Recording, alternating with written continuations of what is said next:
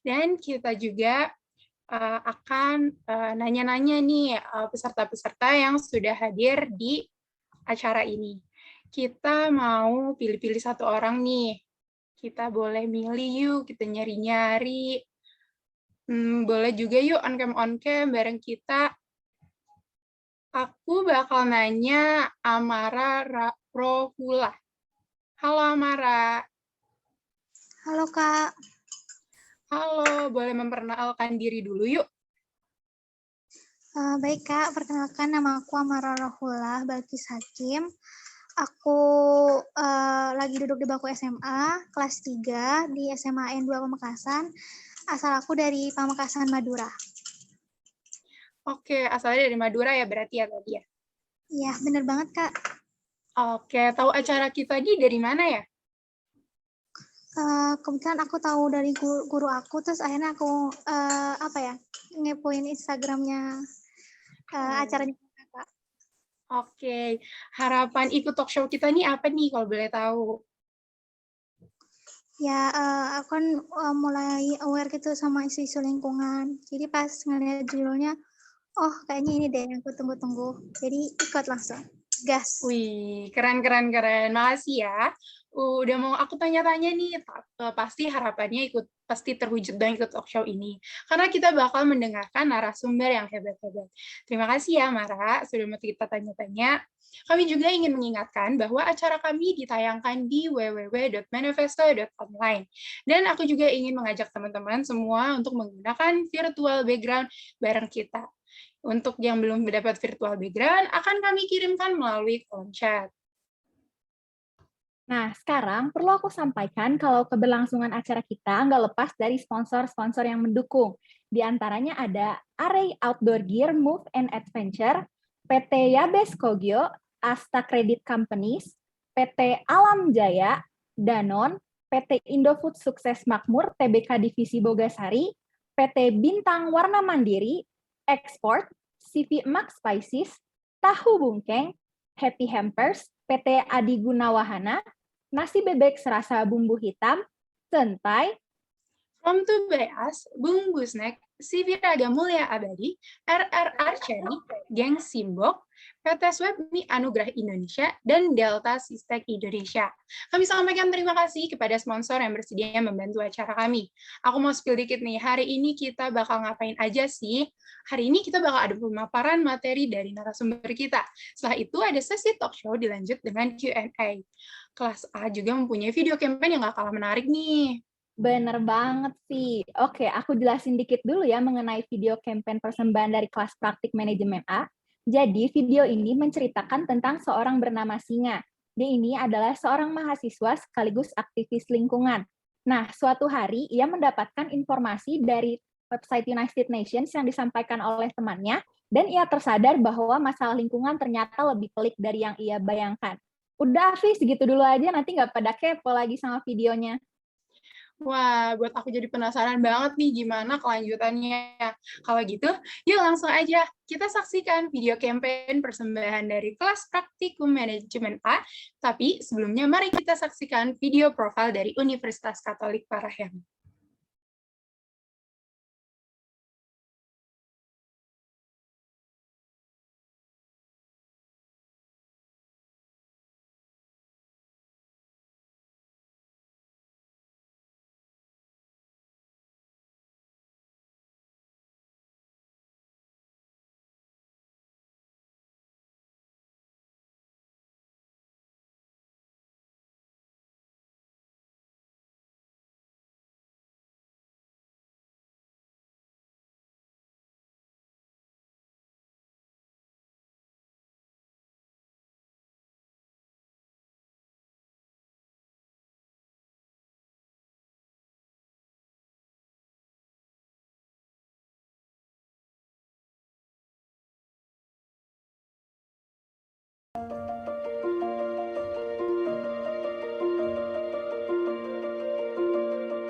Welcome to Parahyangan Catholic University, where knowledge and experience are sought, and great ideas are highly valued.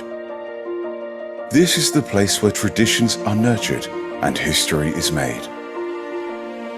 Located in the mountains of North Bandung, Unpar strives for advancement and innovation in 16 fields of study, namely economics, management, accounting, law, public administration, business administration, international relations, civil engineering, architecture, philosophy, industrial engineering, chemical engineering, electrical engineering in mechatronics, mathematics, physics, informatics. Unpar provides an accommodative learning environment that creates outstanding graduates who are responsive to current opportunities and challenges. This is the campus where all dreams are inspired and passions are pursued. Through a continuous desire for excellence, achievements after achievements are made possible. Unpar is a place where diversity is respected and community is built. Divinity, truth, and integrity have become the foundations of our academic culture. With various extracurricular and campus activities, Unpar has been able to provide a comprehensive education while building the essential virtues of thriving in the present and preparing for the future. With decades of experience and solid foundations, from generation to generation, Unpar has been recognized at national, regional, and international levels. We proudly acknowledge our professors for their expertise and our staff for their dedication to service. We heartily embrace the trends in digital transformations by adapting to current and future needs and challenges in the context of education. Unpar believes in developing local potential on the international level. Thus, internationalization is an essential part of our commitment to provide our students and staffs with the needed exposure. This commitment is supported by high-quality facilities and infrastructure throughout the campus. Our efforts towards the future are guided by the spirit of Bhakti Hyangri Guna Sanchaya Bhakti, understood as based on the belief in God, the advancement of knowledge and devotion to the community. Compassion and humanity have become the center of our academic endeavors, which are ultimately dedicated to society. Welcome to Parahyangan Catholic University. The answer to the future.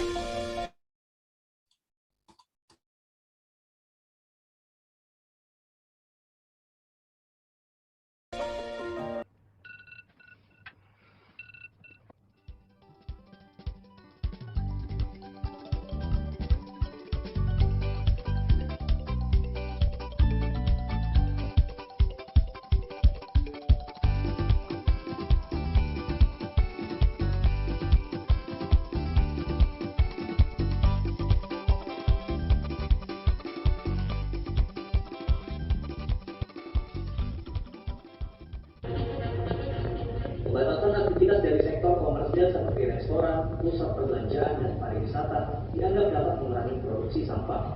Namun di sisi lain, terdapat peningkatan sampah dari rumah tangga karena perubahan pola konsumsi masyarakat. Yang dapat bersama kami di Bapak Pihak kebakaran hutan dan lahan mulai terjadi di 2 kabupaten di Sumatera Selatan Sabtu kemarin. Cuaca panas membuat petugas kesulitan memadamkan api yang membakar 20 hektar lebih lahan di 2 kabupaten ini.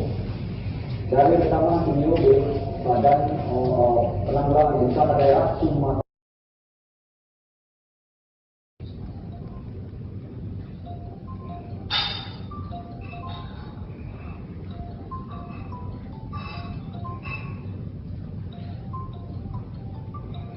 Dam? Halo, Dam? Kamu udah lihat ini belum? Berita tentang kebakaran hutan sama sampah plastik. Oh iya tuh, kasiannya. Itu pas banget sesuai sama si United Nations lagi ngadain SDG nomor 15. Ya kita harus mulai bantuin deh. Coba kamu baca-baca ya tentang SDG nomor 15 itu. Yang nomor 15 itu tentang apa ya? Tentang live online judulnya. Coba baca-baca dulu ya. Oh, oke oke.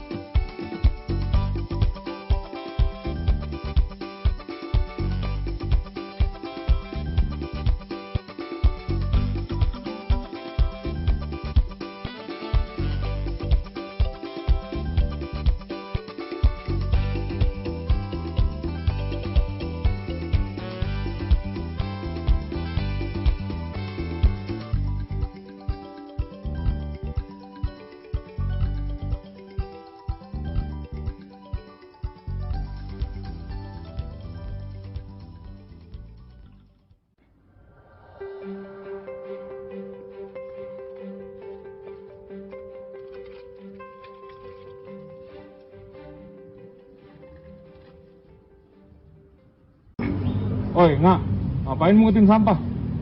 Sini nongkrong. Gak bisa aku.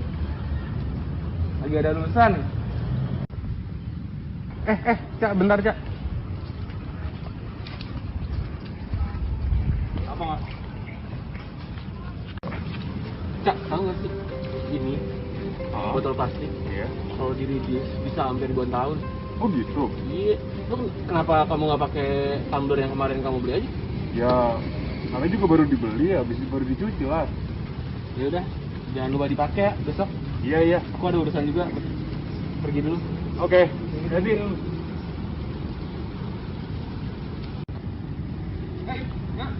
Datang juga kira.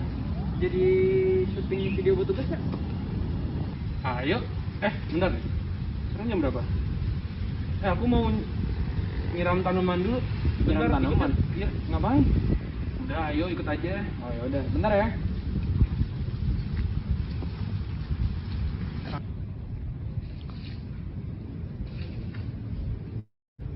Jam berapa? Nggak, ayo Nggak, cepet ya. Sabar dong. Ngapain sih? Tahu nggak sih, United Nation bikin agenda yang namanya Sustainable Development Goals. Nah, SDG ini ada salah satu poinnya live online.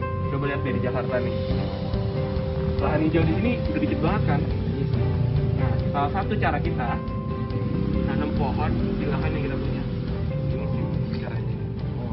Oh, cepet ya. Bentar ya. By the way, nanti instruksi syuting video kelompoknya di kamar kamu aja kali ya? Boleh. Nggak, Desember ini aku kosong nih. Kita ke Bali yuk. Duh, aku nggak bisa, Bon. Emang ada acara apa nggak? Oh, kebetulan aku lagi pengen jadi relawan gitu sih di SACE.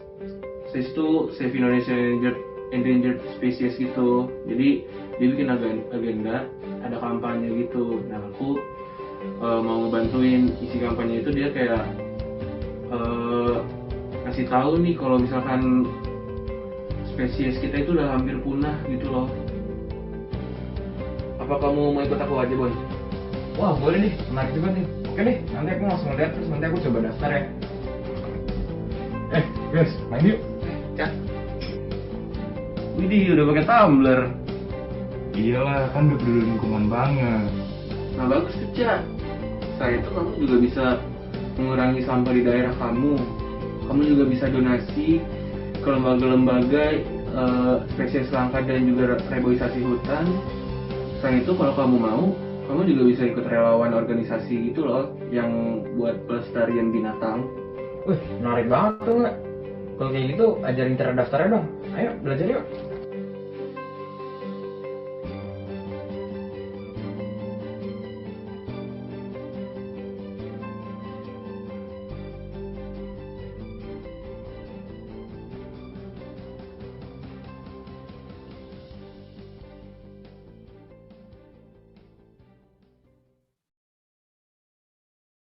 Wah, Gimana nih guys, videonya pasti menarik banget ya. Nah, kita juga tadi tuh kan udah nonton video campaign. Kita sampai lupa loh, kita berdua sebagai MC, untuk memperkenalkan diri. Perkenalkan ya teman-teman, nama aku Fiandra, dan ada partner aku juga. Aku Kalista, kita berdua bakal nemenin kalian nih teman-teman sampai akhir acara. Nah, kan tadi kita udah nonton videonya. Gimana teman-teman? Seru banget kan? Aku kayak diingetin lagi kalau ruang hijau di bumi itu makin dikit. Jadi perlu banget kita jaga. Benar banget, Kal. Jadi rasanya tuh kayak berdosa banget kalau kita merusak lingkungan. Oh iya, Kal. Kita juga mengingetin nih teman-teman di sini untuk on-cam bareng kita dan akan kami kirimkan virtual background-nya melalui kolom chat. Nah, bahas-bahas tentang video campaign lagi nih. Tadi kan kita bareng-bareng tuh lihat si peran namanya Singa, dia tuh berubah sikap karena mendengar banyaknya berita yang beredar tentang kerusakan ekosistem di darat, khususnya di lahan hijau. Bahkan di video tadi masih sempat-sempatnya loh dia nyiram tanaman waktu lagi kerja kelompok sama teman-temannya. Iya ya, Vi, sikap Singa itu udah keren banget sih. Kalau aku sendiri kan punya tanaman juga tuh di rumah. Jadi aku kadang suka tuh nyiram tanaman pagi-pagi. Kan bukan kita aja yang haus, tanaman juga bisa haus sih. Bener-bener, Kal. Aku juga tadi lihat tuh si Singa tuh pakai tumbler untuk minum. Nah, ternyata aksi itu tuh penting dan dapat mengurangi pencemaran serta mengurangi sampah plastik. Dan dia juga ngajak loh teman-temannya untuk pakai tumbler. Kalau kamu gimana, Kak? Udah pakai tumbler belum? Aku sih kadang pakai tumbler, kadang juga suka lupa bawa tumbler. Padahal ternyata penting banget ya hal sekecil itu juga. Besok-besok aku bakal lebih aware deh demi menjaga kelangsungan lingkungan bumi kita. Kalau kamu gimana, Vi? Emangnya kamu udah mulai pakai tumbler? Nah, kalau aku tuh kemarin-kemarin nih udah mulai belajar pakai tumbler. Kan kemarin-kemarin Unpar udah ada beberapa mata kuliah nih yang hybrid. Nah, aku selalu bawa tumbler kemana-mana untuk minum.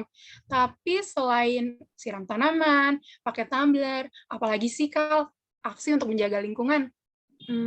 Banyak sih, Vi. Hal simpel aja nih. Kalau kita belanja ke supermarket, jangan lupa untuk bawa kantong belanja sendiri. Kan lumayan mengurangi limbah sampah plastik ya. Selain itu juga sedotan bisa, Vi. Sekarang kan lagi zamannya stainless straw, di mana sedotan plastik diganti sama sedotan bahan stainless yang bisa dipakai berkali-kali. Jadi nggak banyak sampah deh. Benar juga ya, Kal. Nah, kita juga mengajak teman-teman di sini nih, jangan lupa ya, untuk menjaga lingkungan kita dari hal sekecil apapun. Benar banget.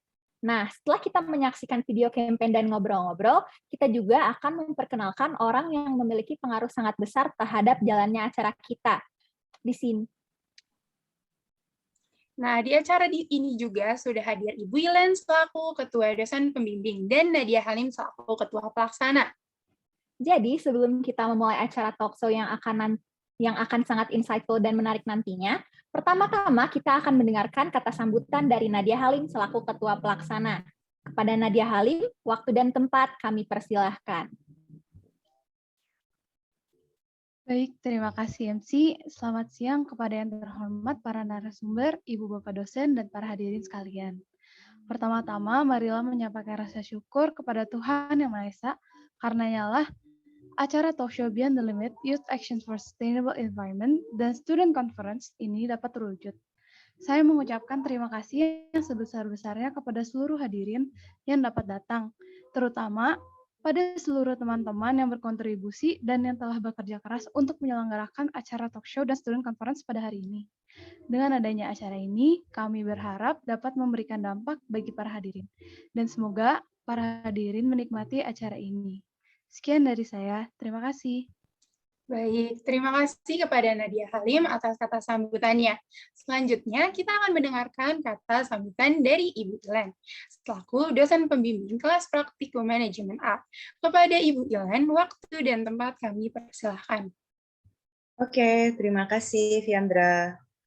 Ya, selamat siang, Bapak Ibu dan rekan-rekan yang telah hadir di sini. Perkenalkan, nama saya Ilin. Saya selaku dosen dari mata kuliah praktik manajemen kelas A. Jadi kelas A ini di mana para panitia yang ada di sini dalam Zoom hari ini bertanggung jawab dalam menyelenggarakan kegiatan.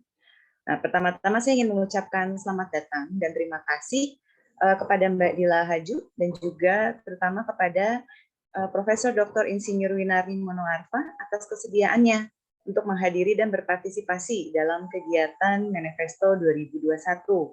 yang bertajuk untuk di hari ini adalah Beyond the Limits Youth Actions for Sustainable Environment. Terima kasih banyak kepada Mbak Dila Hajo dan juga Ibu Profesor Winarni. Kami sangat menghargai waktu dan kesempatan yang diberikannya. Terima kasih juga sebesar-besarnya saya ingin menyampaikan khususnya kepada para mahasiswa panitia yang telah berupaya dan bekerja keras untuk merealisasikan kegiatan ini. Effort mereka dan usaha pengorbanan mereka luar biasa. Saya apresiasi tinggi untuk itu. Sedikit informasi bahwa kegiatan manifesto ini merupakan proyek akhir dari mata kuliah praktek manajemen sebagai bentuk aplikasi dari ilmu-ilmu dan konsep di dalam manajemen yang telah dipelajari oleh para mahasiswa kami.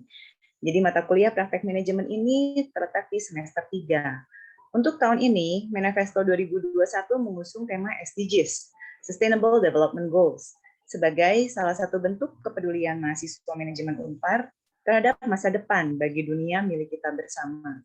Terutama karena para mahasiswa ini akan menjadi generasi penentu dan penerus keberlangsungan dunia.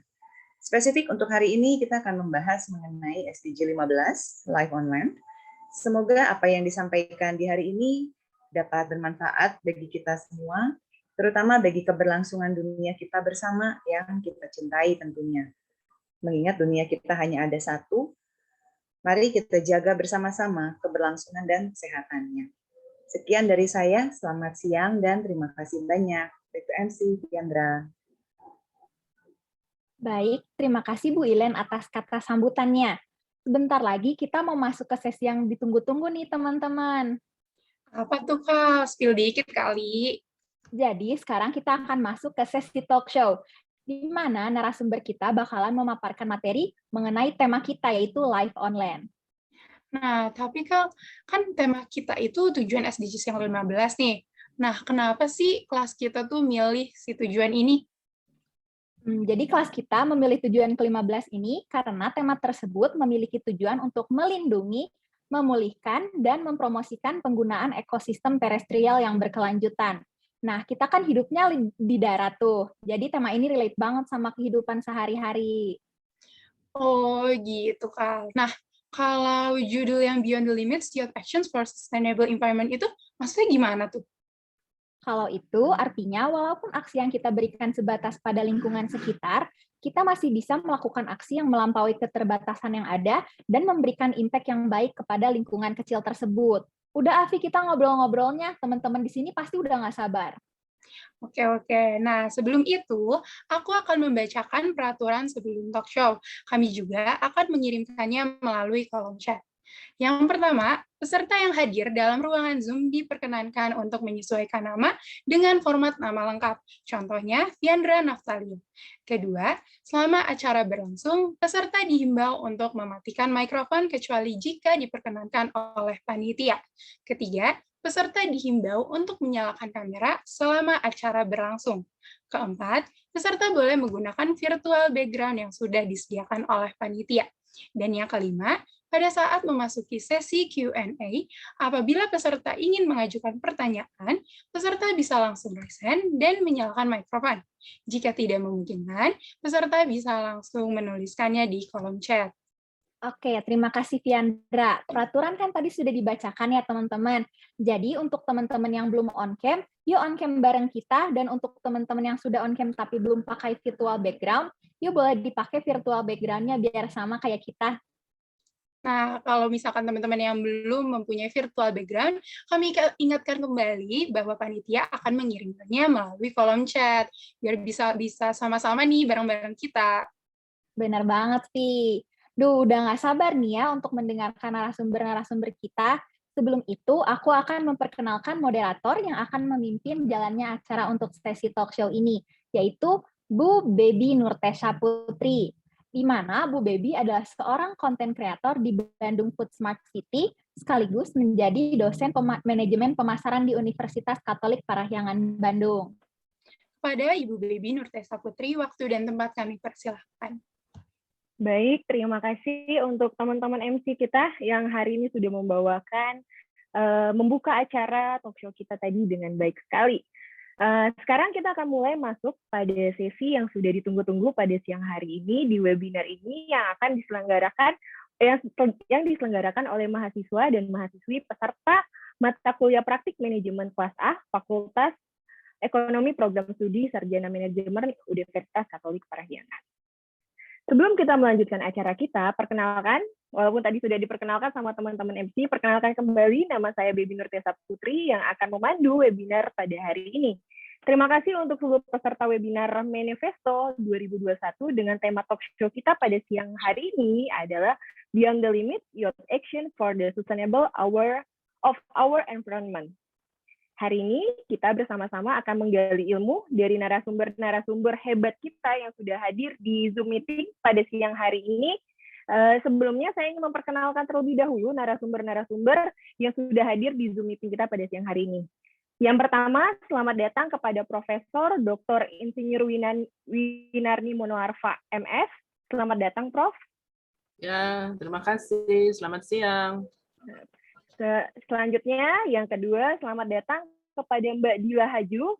Selamat datang, Mbak. Halo, selamat siang. Terima kasih. Iya.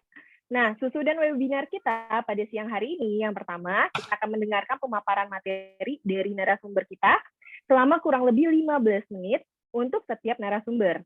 Lalu akan dilanjutkan dengan sesi talk show dan sesi tanya-jawab. Untuk peserta yang ingin mengajukan pertanyaan kepada narasumber kita pada hari ini, silakan untuk menuliskan pertanyaannya di kolom chat pada sesi Q&A nanti akan saya bacakan.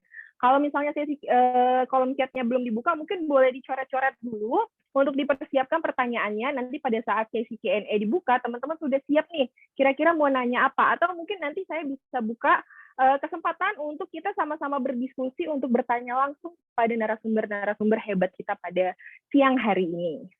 Nah, untuk mempersingkat waktu, langsung saja kita akan mendengarkan pemaparan materi dari narasumber pertama kita pada siang hari ini, yaitu Profesor Dr. Insinyur Winarni Monoarfa, MS. Profesor Winarni saat ini menjabat sebagai staf ahli Menteri Energi di Kementerian Lingkungan Hidup dan Kehutanan. Selain itu, pada tahun 2018 hingga tahun 2021, Profesor Winarni pernah menjabat sebagai staf ahli Menteri Bidang Hubungan antar lembaga pusat dan daerah di Kementerian Lingkungan Hidup dan Kehutanan. Tidak berlama-lama lagi, saya yakin peserta di sini sudah nggak sabar untuk dengerin pemaparan dari Profesor Winarni. Jadi, saya akan langsung persilahkan kepada Profesor Dr. Insinyur Winarni Monoarfa, MS.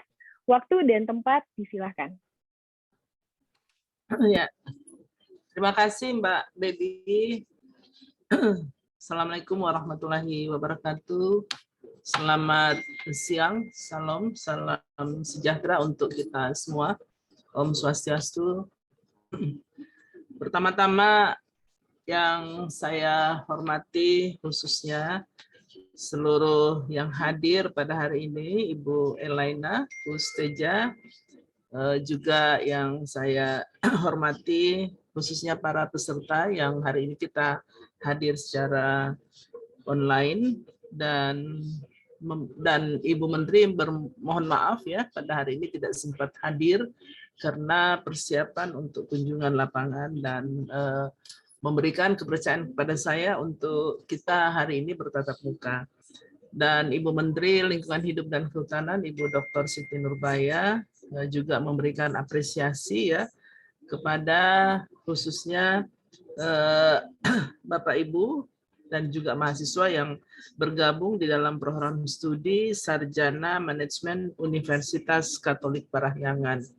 Nah, tema hari ini yang diambil adalah Beyond the Limits, Youth Actions for Sustainable Environment. Dan khususnya ya tadi disampaikan oleh baik Fiandra maupun Kalista bahwa kita fokus kepada SDGs untuk goals ya, tujuan yang 15 yaitu ekosistem daratan. Nah, saya mohon dibantu oleh host nanti untuk mengikuti penyampaian saya. Jadi hari ini kita share ya terkait dengan tema yang kita bahas. Jadi dari sisi mandat ya, selanjutnya kita lihat bahwa sebenarnya di dalam Undang-Undang Dasar 1945, khususnya pasal 28H, itu telah tegas dinyatakan bahwa setiap orang berhak hidup sejahtera, lahir dan batin, bertempat tinggal dan mendapatkan lingkungan hidup yang baik dan sehat, serta berhak memperoleh pelayanan kesehatan. Nah, ini sangat penting oleh karena kita lihat manusia ya itu merupakan bagian dari sebuah ekosistem. Jadi saya kira kita hidup ya di dalam ekosistem. Nah, ekosistem ini sebenarnya ada darat, laut maupun juga udara. Nah, yang kedua adalah bahwa hak atas lingkungan hidup yang baik itu serta sehat itu sudah ada aturannya, sudah mendapatkan beberapa kebijakan, ya, mandat, bahkan dengan undang-undang. Yang ketiga adalah KLHK, Kementerian Lingkungan Hidup dan Kehutanan dalam hal ini, itu telah melakukan corrective action. Ya. Nah, ini terus-menerus dilakukan perbaikan-perbaikan dalam rangka khususnya untuk memenuhi hak atas lingkungan hidup tersebut, itu sesuai dengan Undang-Undang Dasar 1945. Nah, oleh karena itu selanjutnya kita melihat bahwa mengapa ekosistem daratan ini pada Goals SDGs 15 ini menjadi bagian penting, karena kita lihat bahwa sebagian besar kita ya manusia, makhluk hidup itu berdiamnya di ekosistem daratan. Dan kerusakan lingkungan tentunya akan berefek, berdampak terhadap juga makhluk hidup yang hidup di atasnya. Nah, oleh karena itu dari khususnya sharing informasi ini, ada beberapa yang ingin saya sampaikan. Tema pentingnya adalah aksi rehabilitasi hutan dan lahan untuk pencapaian tujuan 15. Yang pertama adalah bagaimana peran dan tantangan pemuda untuk tahun 2030. Yang kedua adalah pengarus utamaan SDGs. Yang ketiga, aksi rehabilitasi hutan dan lahan. Dan yang keempat adalah peran para pihak. Nah, selanjutnya kita lihat bahwa peran dan tantangan pemuda ya ke depan ini sangat-sangat strategis. Karena apa? Karena Bapak Presiden itu ya itu sudah menyatakan komitmen khususnya untuk Indonesia beserta kurang lebih hampir 200 negara komitmen untuk mewujudkan pencapaian SDGs atau tujuan pembangunan berkelanjutan ini sampai tahun 2030. Kalau kita hitung-hitung kan tahun 2030 ya kurang lebih hampir 9 tahun lagi ya. Ini kita udah mau masuk 2022. Artinya adalah sisa 8 tahun.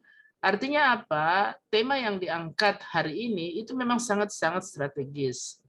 Nah, dari SDGs ini atau tujuan pembangunan berkelanjutan itu ada 17 goals. Antara lain misalnya tujuan pertama tanpa kemiskinan, yang kedua tanpa kelaparan, yang ketiga khususnya mengenai kesehatan dan kesejahteraan ya.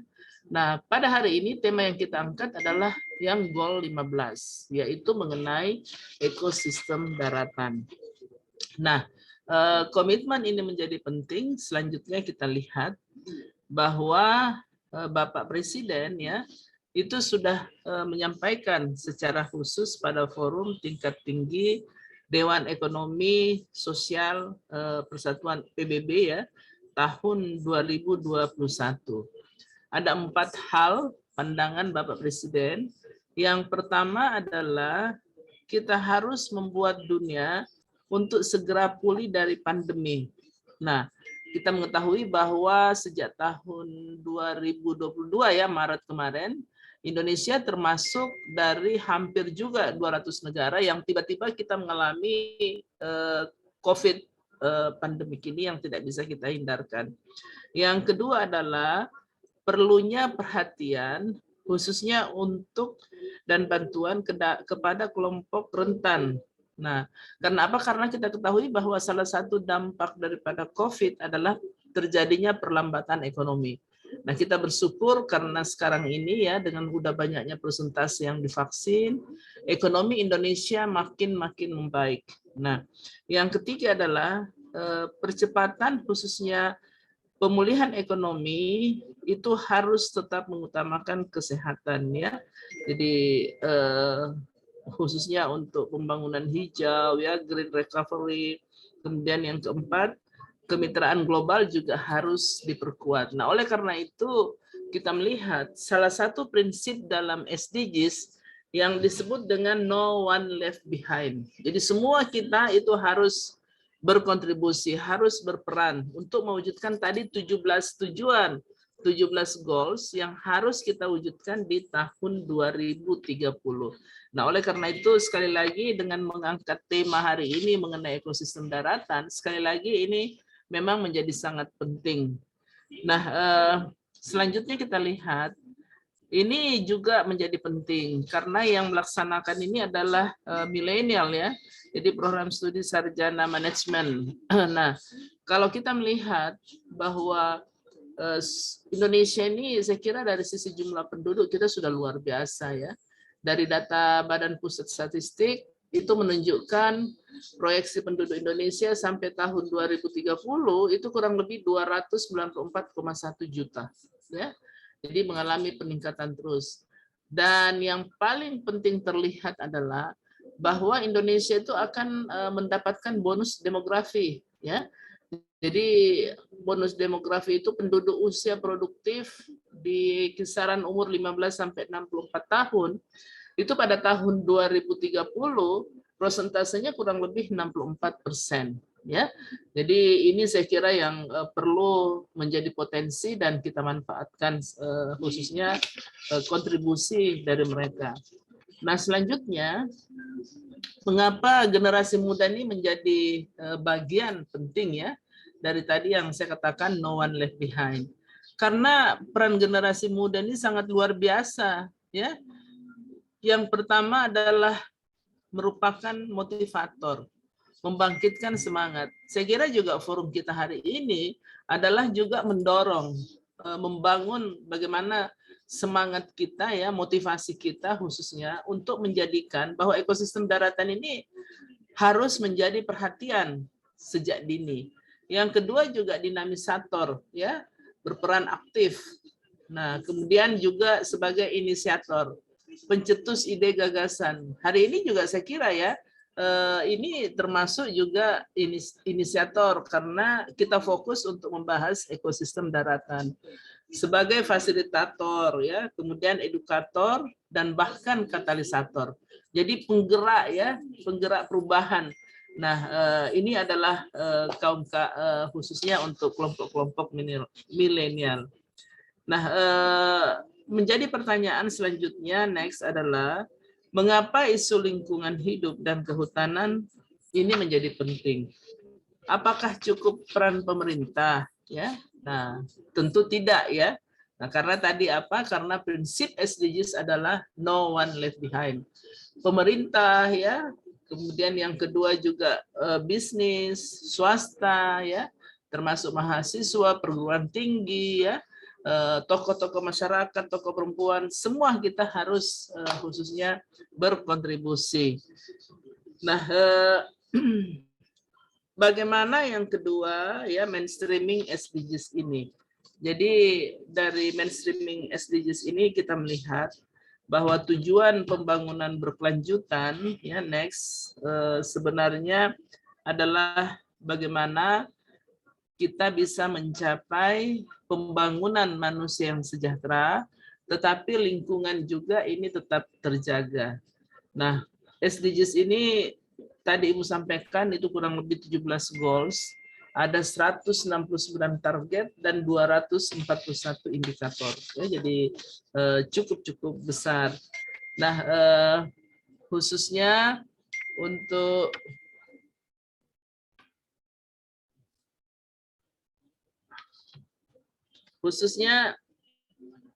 kedengaran? Terdengar, Bu. Ya. Nah, selanjutnya kita lihat bahwa SDGs ini tujuannya sebenarnya adalah bagaimana pembangunan yang kita laksanakan itu tetap menjaga peningkatan kesejahteraan ekonomi masyarakat, keberlanjutan sosial masyarakat, kemudian juga kualitas lingkungan hidup tetap terjaga, dan pembangunan yang menjamin keadilan dan terlaksananya tata kelola. Ya. Nah, oleh karena itu di SDGs ini ada 4 pilar. Ya, yang pertama adalah pilar ekonomi, yang kedua yang kedua adalah pilar sosial budaya, yang ketiga adalah pilar lingkungan, dan yang keempat adalah pilar tata kelola. Nah, internalisasi SDGs ini sudah di dalam khususnya visi misi ya, dan di dalam tujuan Renstra Kementerian Lingkungan Hidup dan Kehutanan. Ini sudah masuk untuk waktu 2020 sampai dengan 2024. Nah, visinya yaitu kelangsungan lingkungan hidup dan hutan yang lestari untuk mendukung Indonesia yang maju ya. Nah, kebijakan strategisnya itu kurang lebih ada 10 ya yang terkait untuk waktu 2020 sampai dengan 2024. Jadi sampai ke rehabilitasi hutan lahan, restorasi gambut, kemudian juga mangrove termasuk di dalamnya semua. Nah, ada yang barangkali perlu diketahui bahwa dengan adanya COVID pandemik saat ini, maka kita melihat masyarakat itu banyak yang kehilangan pekerjaan. Nah, salah satu kegiatan atau program yang dilakukan oleh Kementerian Lingkungan Hidup dan Kehutanan, yaitu yang disebut dengan program pemulihan ekonomi nasional ya. Jadi program padat karya.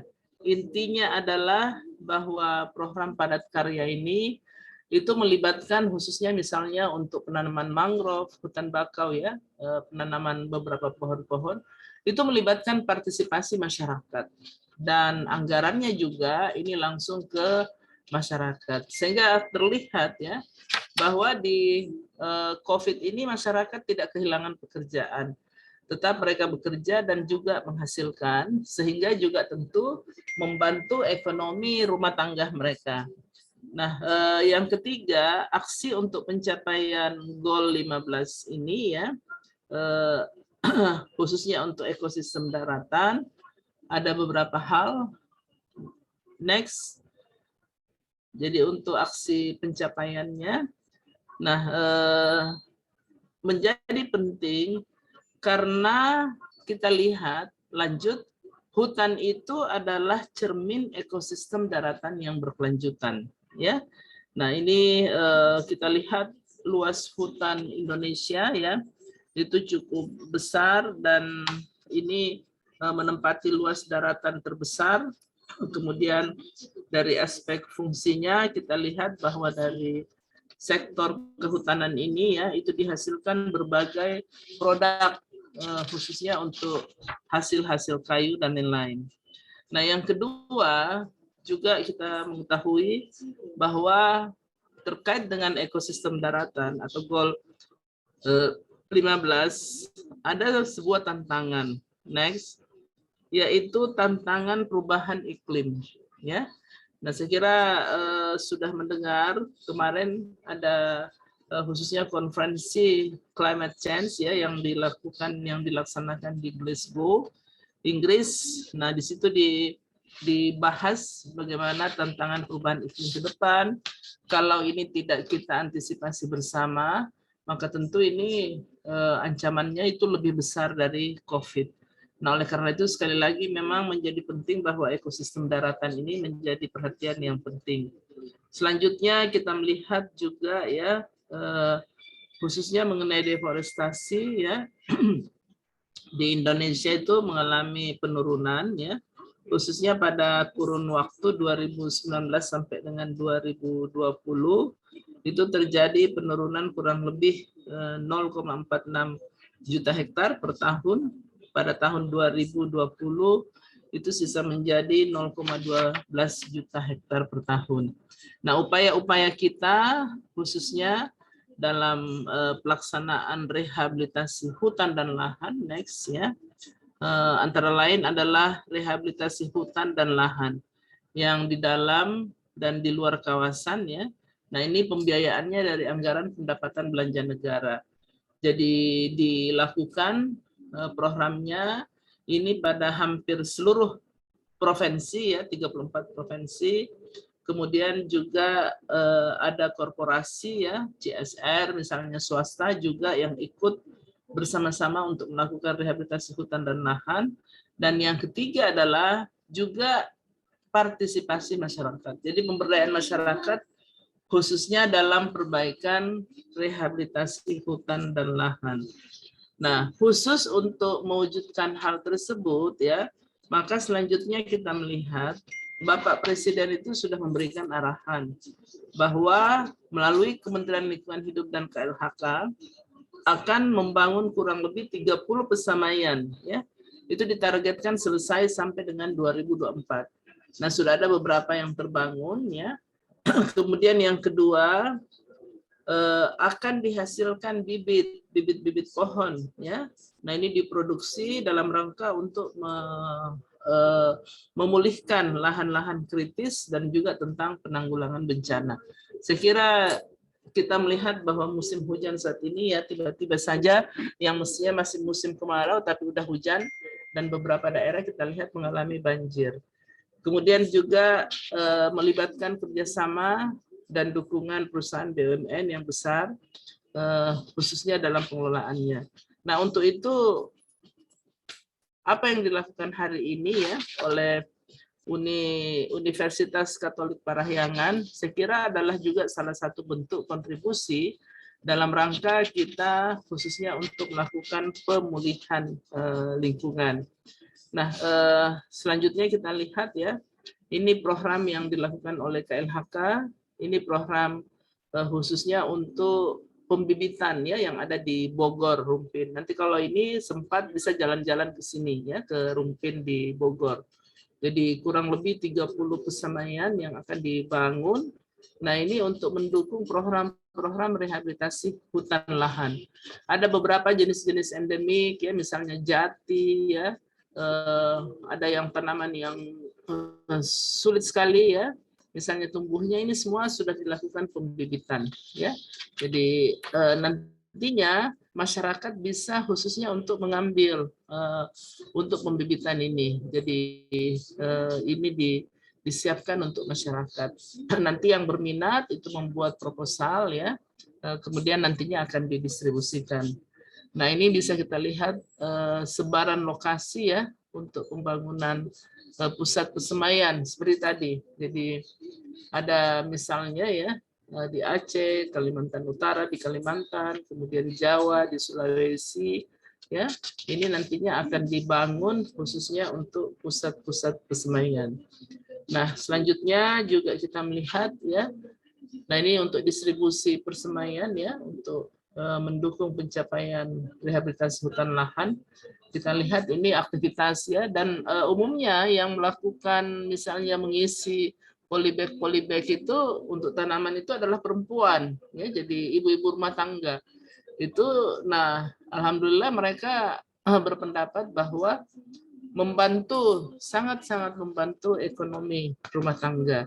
Nah, ini ya distribusi bibit kesemaiannya, berbagai jenis tanaman ya. Ini non kayu, ini dibibitkan di sini. Nah, lanjut. Ini bibit gratis ya. Jadi tersedia di seluruh provinsi. Ada di Pulau Sumatera, Pulau Jawa ya. Dan nanti kalau berminat ya silahkan kita bisa kerjasama untuk distribusi penanamannya. Lanjut. Bali, Nusa Tenggara, Sulawesi ya. Ini sangat-sangat lengkap. Nah, pertanyaannya adalah apa peran para pihak dalam aksi Goal 15 ini? Ya, jadi tentu diharapkan bagaimana perannya. Nah, antara lain adalah kegiatan penanaman memberikan berbagai manfaat, baik sosial, ekonomi, dan ekologi. Nah, serta juga menjadi upaya pemulihan ekonomi nasional. Terakhir kemarin Ibu dengan Bapak Wakil Menteri ya di Nusa Tenggara Timur, ini kami lakukan penanaman mangrove. Jadi ibu-ibu juga tetap bersemangat ya untuk menanam mangrove.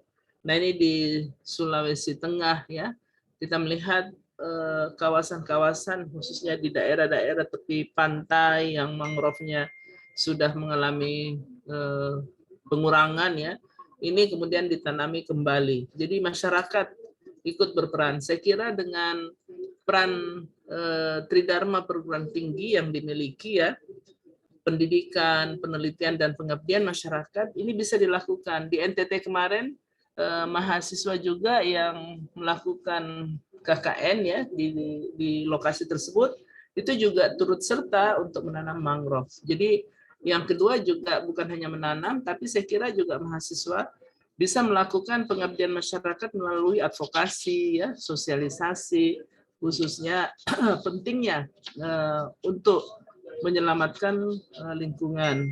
Nah, padat karya rehabilitasi mangrove ini kita lakukan ya sampai ke Kabupaten Timika, Papua. Ya, jadi masyarakat langsung ya dibayarkan dan langsung ke transfer ke rekeningnya, tapi juga lingkungan tetap terjaga. Ya, jadi ini keuntungan daripada program-program yang sangat-sangat strategis ini. Nah, ini juga khususnya pemberdayaan ekonomi nasional mangrove ya. Kita lihat bahwa tanaman-tanaman mangrove karena memang agak susah ya, itu masyarakat mengangkut pakai perahu ya, pakai rakit. Nah, ini masuk ke dalam. Nah, tapi memang tantangannya adalah ketika ombak ya besar, kadang-kadang ya mangrove-nya ini belum kuat di tanah, kemudian terbawa oleh arus. Lanjut, nah ini khususnya untuk strategi pemenuhan kebutuhan pendanaan untuk mendukung SDGs ya, ini memang dibutuhkan peran dan dukungan keuangannya, jadi baik dari investasi ya, kemudian juga bagaimana untuk meningkatkan akses pendanaan global, bagaimana misalnya untuk meningkatkan daya tarik investasi swasta ya.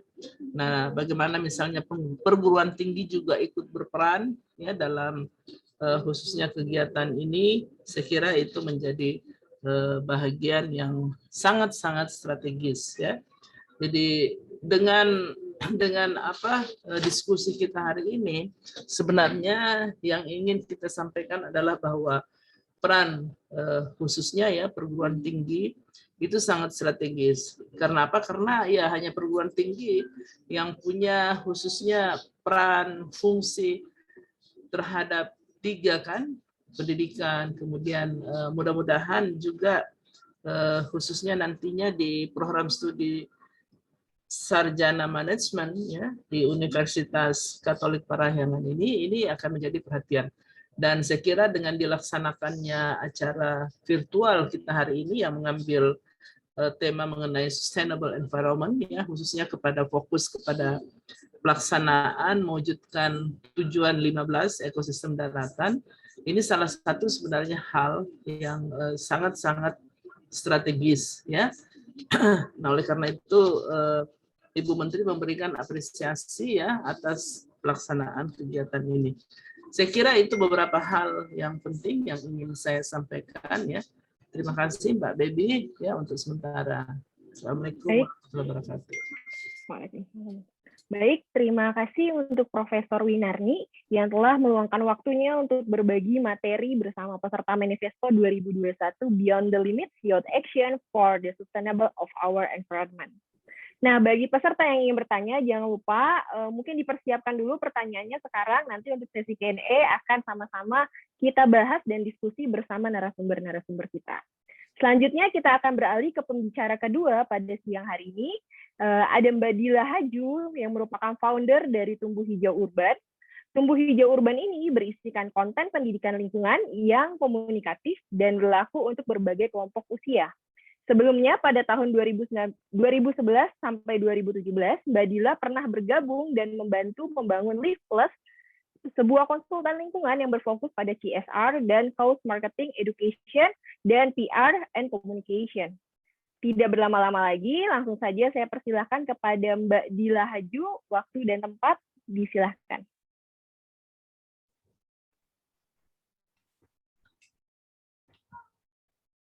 Halo, selamat siang. Terdengar? Terdengar, Selamat Mbak. siang, yang terhormat Bapak Ibu sekalian dan teman-teman dari Unpar. Terima kasih atas undangannya untuk dapat berbagi pada siang hari ini. Mengingat waktu terbatas, aku tidak akan berlama-lama, akan langsung masuk ke dalam presentasinya. Izin share screen ya.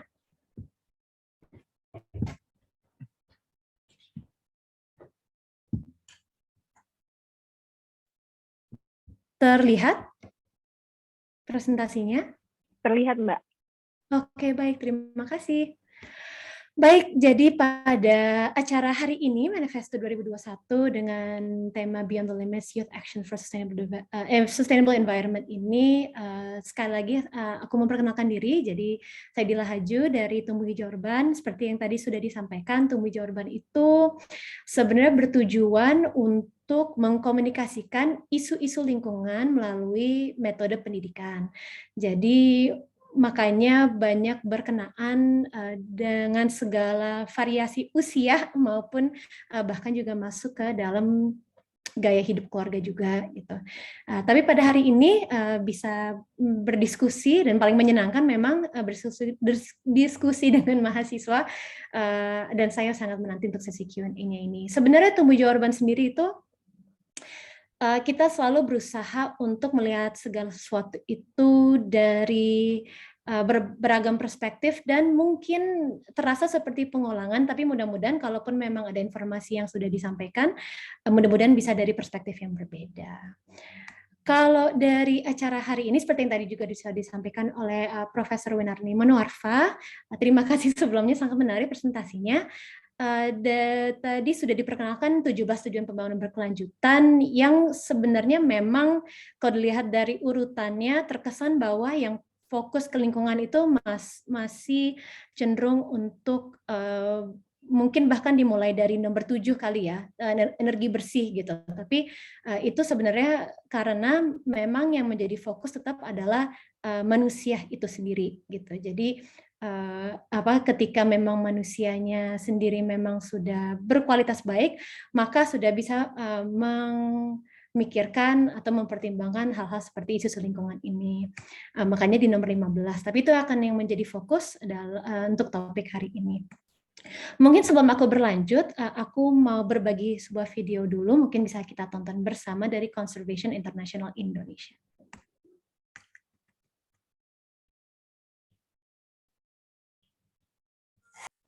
Oke, tadi cukup jelas videonya?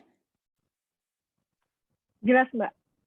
Oke, ya jadi ya, itu adalah kampanye Alam Berbicara dari Conservation International, di mana mereka mencoba untuk mewakili perspektif dari beberapa aspek alam gitu. Jadi mungkin ada banyak video-video lainnya, itu boleh dicek di YouTube Conservation International Indonesia itu. Mungkin itu mengingatkan kita kembali bahwa sekalipun memang kita berusaha untuk melestarikan alam, tapi yang justru harus lebih ditekankan lagi bahwa kita melestarikan alam itu sebenarnya untuk kebutuhan manusia itu sendiri gitu. Sebenarnya alam itu bisa menyembuhkan atau menyesuaikan dirinya sendiri. Tapi pertanyaannya adalah apakah dengan bukan membahayakan, tapi apakah dengan bayarannya itu adalah kenyamanan manusia itu sendiri gitu ya gitu. Jadi mungkin ini kita bisa kembali lagi kepada paradigma keberlanjutan. Mungkin ada yang mengenal istilah keberlanjutan ini, kalau dalam bahasa Inggris sustainability, sesuai dengan tema dari acara hari ini, yang sebenarnya secara definisi adalah kemampuan, kalau dalam konteks lingkungan ya, kemampuan generasi kita saat ini untuk bisa mencapai kebutuhan dengan kualitas yang baik tanpa mengancam generasi masa depan untuk bisa mencapai kebutuhan dengan kualitas yang sama. Karena ini kan yang menjadi isu kan adalah bahwa generasi anak cucu kita ini belum tentu atau terancam untuk bisa mendapatkan kualitas kehidupan sebaik kita saat ini gitu ya. Jadi paradigmanya kurang lebih seperti ini. Kalau berdasar dekade penelitian gitu. Jadi ini sebenarnya adalah sebuah piramida yang kita lihat dari atas, di mana balok lingkungan itu yang terbesar di paling bawah, lalu balok kedua adalah sosial, dan paling atas itu adalah balok ekonomi. Maksudnya bukan bahwa lingkungan itu adalah yang paling penting, tapi lingkungan itu adalah aspek pertama yang harus diperhitungkan. Karena dengan lingkungan yang sehat itu maka akan membangun sosial dan masyarakat yang sehat, dan masyarakat yang sehat akan membangun ekonomi yang sehat. Tapi sayangnya yang seringkali lebih dipentingkan adalah aspek ekonomi. Tentunya ekonomi sebagai balok terkecil ditaruh di paling bawah ya timpang, sebenarnya kurang stabil gitu. Jadi maksudnya dengan paradigma atau keyakinan seperti ini, mudah-mudahan ke depannya bisa lebih baik dengan kita selalu mempertimbangkan terlebih dahulu aspek lingkungan. Kalau dalam konteksnya hutan, kadang ada perspektif yang menganggap bahwa oh hutan itu kan sepertinya jauh sekali dari kita ya, apa yang kita bisa lakukan, kita kan tinggalnya di kota. Padahal semuanya itu punya peranan penting. Kalau yang memang di depan mata di kota tentunya itu membersihkan udara, lalu menjadi tempat untuk menjauh dari rasa panas mungkin ya. Lalu ada pun urban wildlife, keanekaragaman hayati di dalam kota sendiri itu sebenarnya juga ada. Itu bahkan juga bisa meningkatkan nilai dari sebuah properti dan rekreasi kita juga manusia tentunya ya. Lalu yang di luar kota itu hutan-hutan itu berfungsi untuk bisa lagi-lagi membersihkan udara dan bahkan untuk bisa menyediakan air bersih, mengurangi banjir, mengurangi erosi, lalu untuk berrekreasi juga. Bahkan hutan-hutan yang seolah-olah itu jauh dari pencapaian kita, itu menjadi tempat carbon storage. Jadi memang yang berfungsi itu mengurangi yang terjadinya pemanasan global atau perubahan iklim gitu. Lalu regenerasi dari cuaca juga untuk menjaga cuaca, lalu kayu, bahkan obat-obatan, dan lagi-lagi keanekaragaman hayati secara global. Gitu. Ini apa adanya lah ya, memang datanya itu dari tahun 50 bisa terlihat bahwa di Kalimantan pengurangannya cukup jauh ini sampai 2020 gitu. Ini ketika kita berbicara mengenai kehutanan itu penting juga untuk kita bisa melihat fakta-faktanya yang memang terjadi seperti apa. Bahkan kalau karena saya berasal dari Jakarta ya, jadi saya mengambil contoh kasusnya di Jakarta gitu, bahwa di samping karena kebetulan kalau di kita dan bahkan yang saya ketahui juga di kota-kota lain seperti di Bandung juga, bahwa memang banjir itu menjadi sesuatu yang sayangnya memang cukup rutin sekalipun, tapi berdasarkan presentasi dari Profesor Winarni bahwa sudah ada banyak sekali juga memang usaha-usaha untuk menanggulangi itu semua termasuk banjir. Tapi pada faktanya memang kalau untuk di Jakarta sendiri ini banyak area-area yang tadinya rencananya menjadi hutan lindung, hutan kota, daerah resapan yang memang sudah dibangunkan. Ini sudah terjadi memang sebenarnya gitu. Jadi tapi lagi-lagi yang perlu kita fokuskan adalah apa yang bisa dilakukan untuk menyudahi terlebih dahulu gitu, atau bahkan menggantikan alternatif daerah resapan atau hutan lindung tersebut. Kalau yang di depan mata sendiri, ini foto yang saya ambil sendiri lagi naik gunung di Pangrango. Ini adalah notabene kelompok pecinta gunung. Itu saya lihat di depan mata saya sendiri buang sampah di situ. Gitu. Itu mereka nggak buang sampah. Jadi ini pun juga yang bahkan sudah memang berusaha untuk berekreasi, mencoba kembali menyatu dengan alam. Itu pun mereka buang sampah tidak dibawa lagi, tapi di situ juga gitu. Jadi ini adalah perilaku yang tidak diharapkan ya. Kalau kita berbicara mengenai pentingnya memang hutan kota atau ruang terbuka hijau, itu ada istilah yang namanya nature deficit disorder, atau dalam bahasa Indonesia mungkin terjemahannya adalah kurangnya hubungan atau interaksi dengan alam yang menyebabkan kekurangan-kekurangan ini gitu. Jadi kecenderungan obesitas, kesulitan fokus, simptom ADHD karena generasi ini kesannya sekarang tuh makin banyak yang sulit fokus, sulit mengendalikan emosi, kecenderungan miopia itu maksudnya kecenderungan ini ya rabun jauh, atau merasa terputus dengan alam, tidak peka dan rawan penyakit kritis gitu. Padahal kalau kita bisa mendekatkan diri dengan alam atau dalam hal ini ruang terbuka hijau di dalam kota sendiri itu semua bisa lebih terjaga. Metabolisme terjaga, mengasah konsentrasi, pengendalian emosi lebih baik, kita lebih peka, minimalisir penyakit kritis, dan kesehatan mata lebih terpelihara. Jadi ini penting tidak hanya untuk alam, tapi memang yang untuk manusia sendiri adalah ini semua sebenarnya. Lalu kemudian kalau kita berbicara mengenai aksi, sayangnya saat ini pun juga karena memang tidak memungkinkan untuk kita bisa langsung melakukan hal-hal fisik ya, sebenarnya ada banyak hal lainnya sebenarnya bisa dilakukan seperti yang tadi pun juga sudah sebagian disampaikan oleh Profesor Winarni. Saya terinspirasi dari sebuah artikel blog dari dinatalia.com, ini boleh dicek. Dia sebenarnya menuliskan artikelnya adalah mari adopsi hutan, tapi saya diskusi dengan suami lebih suka kata-kata mari berdamai dengan hutan sebenarnya. Dan saya mencoba untuk rangkum. Jadi mungkin hal pertama yang bisa dilakukan adalah pertama mencoba untuk mencari informasi ya dari komunitas ataupun yayasan atau organisasi yang memang fokus bisa hal-hal lain atau dalam hal ini berkenaan juga dengan hutan. Lalu kemudian yang kedua adalah kalau istilah dalam bahasa Inggris adalah wood wise. Jadi kita lebih bijak dalam mengkonsumsi segala hal yang berasal ataupun turunan dari hutan atau kayu-kayuan. Lalu mencoba untuk lagi-lagi mengurangi produk-produk yang memang berasal dari hutan kalau memang itu lebih baik ya, seperti sesederhana kita mencoba untuk lebih membiasakan membawa handuk kecil dibandingkan tisu ketika dibutuhkan, ataupun memang mengganti dengan e-book. Saya sendiri pun juga sebenarnya memang masih lebih suka membaca buku ya, gitu, maksudnya buku yang tercetak gitu. Tapi kalau memang kita kecenderungannya cukup sering atau misalnya majalah, kayaknya itu sudah bisa mulai beralih kepada e-book. Lalu yang berikutnya, seperti pun yang tadi juga sudah disampaikan, kita bisa donasi, baik donasi secara dana maupun donasi waktu dan usaha. Kita menjadi sukarelawan untuk ikut membantu menanam, atau sederhana kita lagi-lagi informasi yang sudah didapatkan di sini, kita bantu berbagilah dengan kekuatan dari media sosial, yang kalau di salah satu yang terbesar atau paling aktif di media sosial di Asia Tenggara adalah Indonesia, sebenarnya salah satu nomor satu. Dan yang terakhir ini yang sebenarnya harusnya paling menyenangkan adalah untuk berlibur di hutan sendiri itu, gitu. Jadi kita mencari-cari tempat yang sebisa mungkin itu juga ramah lingkungan ya. Yang saat ini saya teringat di kepala ini yang cukup terkenal tuh ada namanya Bobo Box atau di Ciwidey atau bahkan di puncak itu ada namanya Tanah Polaris, itu dia sudah dinyatakan ramah lingkungan.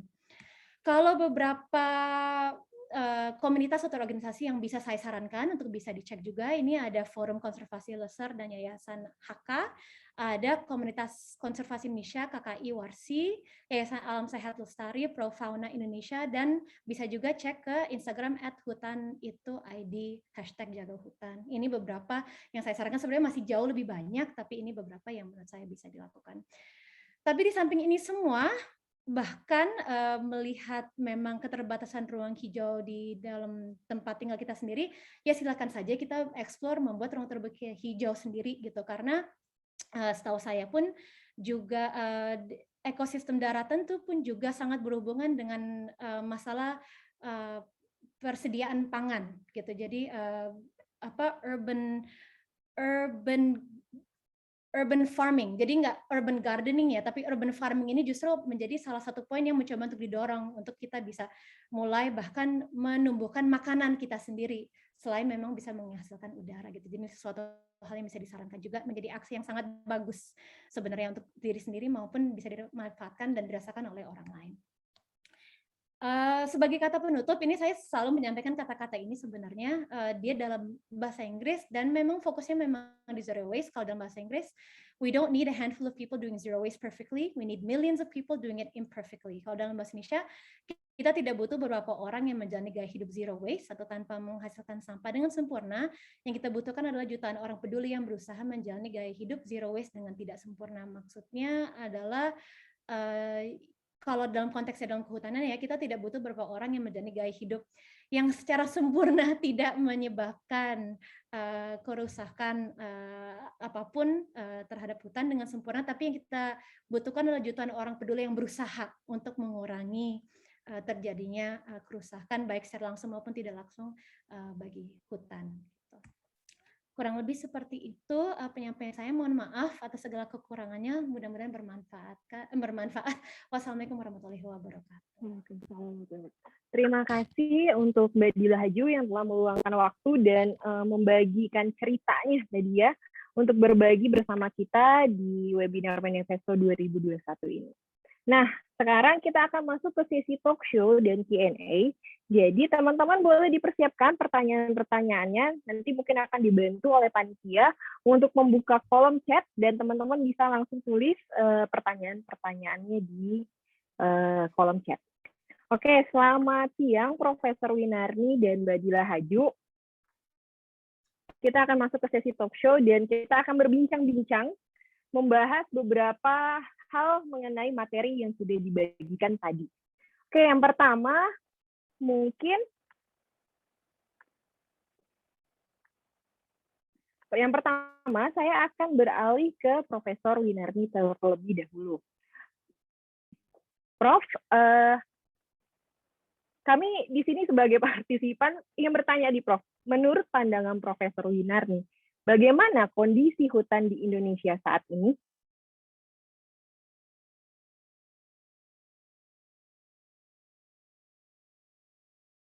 Masih mute, Prof?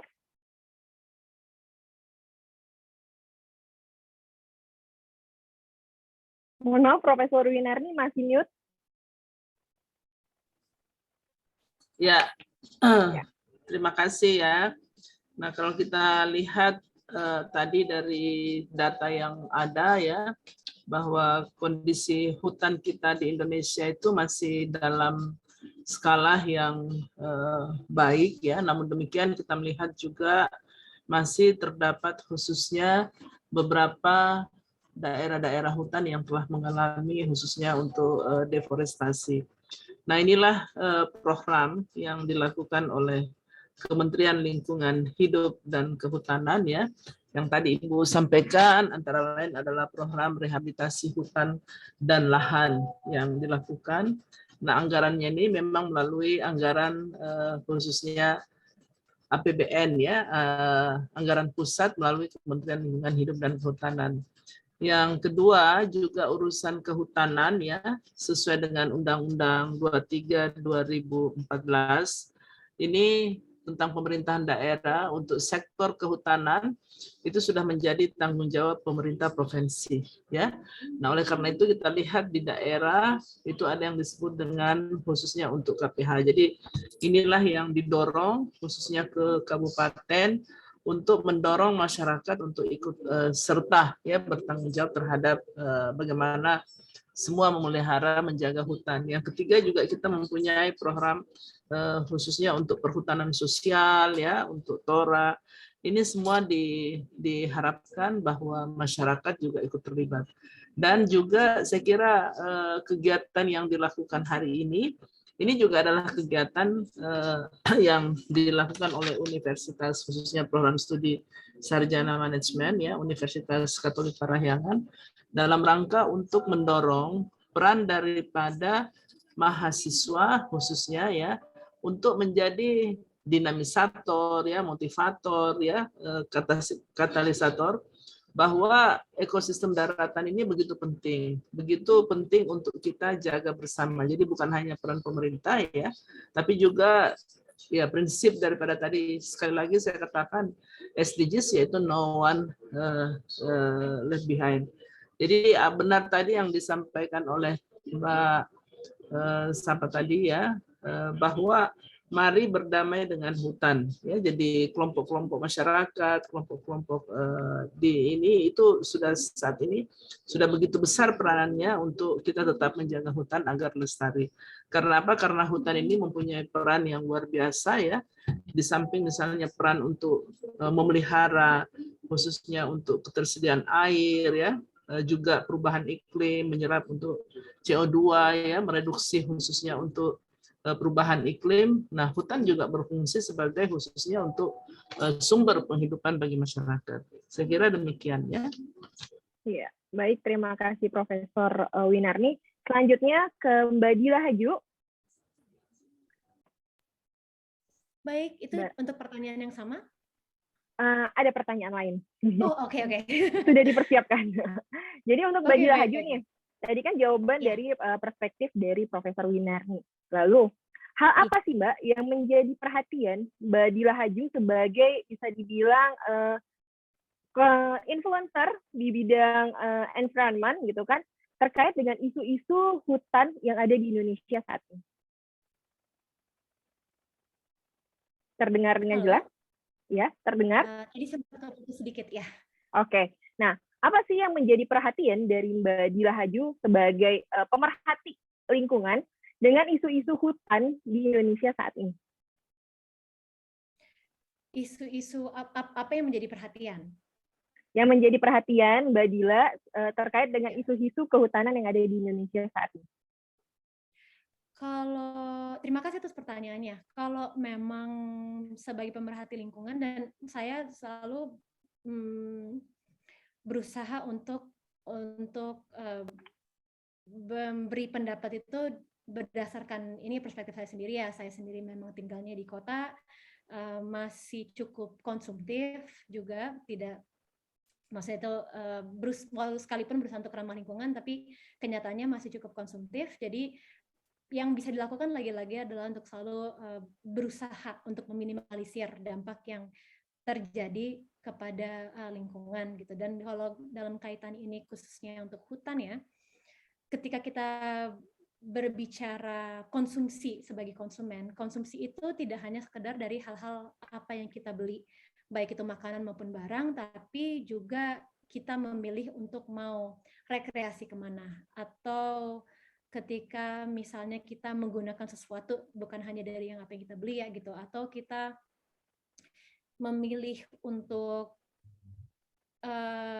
ini ya, konsumsi informasi itu dari mana. Jadi itu semua itu adalah bagian dari sisi konsumsi itu. Jadi kalau dalam kaitannya dengan hutan dan bahkan sebenarnya aspek-aspek lingkungan lainnya adalah lagi-lagi bagaimana untuk meminimalisir gitu. Ketika kita memang hal yang sederhana saja ya gitu, maksudnya memilih untuk rekreasi ke mall gitu. Saya nggak bohong, memang ke mall itu memang nyaman gitu ya, dingin, terus kan juga tidak kena hujan gitu kan, apalagi ya memang aman buat anak gitu. Tapi terus lagi-lagi ketika yang memang apa ya, pihak-pihak yang mencoba untuk lagi-lagi mementingkan aspek ekonomi, ketika melihat konsumen lebih mementingkan mall, lagi-lagi yang tidak dipentingkan ruang terbuka hijau, karena apabila kita sebagai konsumen lebih memilih untuk ke mall. Jadi ya dengan kesadaran harus berimbang nih, atau jangan harus tetap bisa memanfaatkan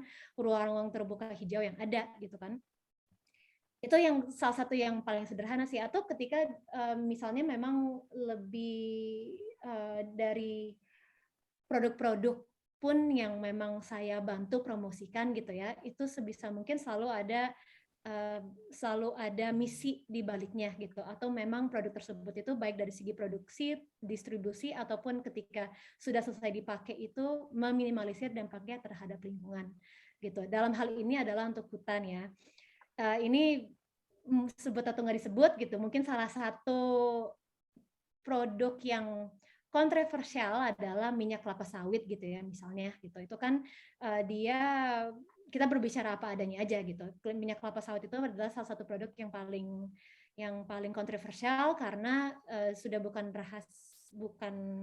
sudah menjadi rahasia umum bahwa itu menjadi salah satu penyebab dari deforestasi besar-besaran. Tapi yang tidak diketahui orang adalah sebenarnya minyak kelapa sawit itu adalah tanaman yang by default di antara tanaman-tanaman minyak lainnya itu adalah yang paling ramah lingkungan, karena dia butuh lahan yang jauh lebih sedikit dibandingkan misalnya tanaman jagung yang untuk bisa menjadi minyak goreng atau apa gitu kan. Tapi kalau dilakukan dengan baik, kalau seandainya bisa diatur dengan lebih baik, itu sebenarnya bisa jauh lebih bagus gitu dampak positifnya dibandingkan dampak negatifnya gitu. Tapi lagi-lagi mungkin karena ada banyak yang bandel ya gitu, jadi ya malah jadi terjadi deforestasi gitu. Karena kalau argumennya adalah di deforestasi, terus itu kan yang ditanam tanaman juga, tapi penting juga untuk memang ada hutan yang alaminya, karena itu jadi hutan namanya hutan homogen gitu, ketika dia menjadi hanya untuk satu tanaman.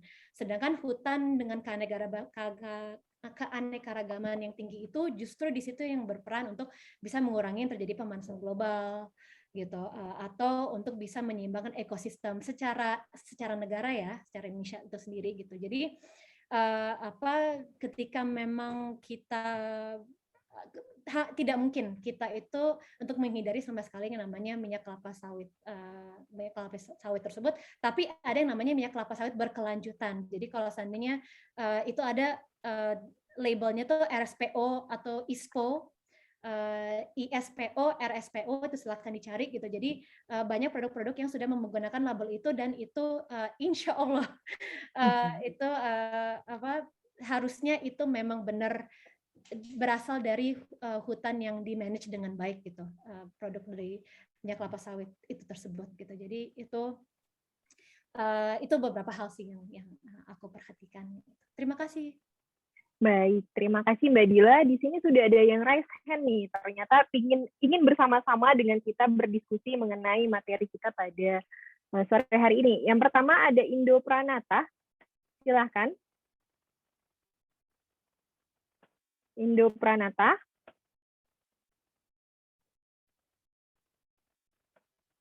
Boleh dibantu mungkin mikrofonnya untuk di-unmute kepada Indo Pranata.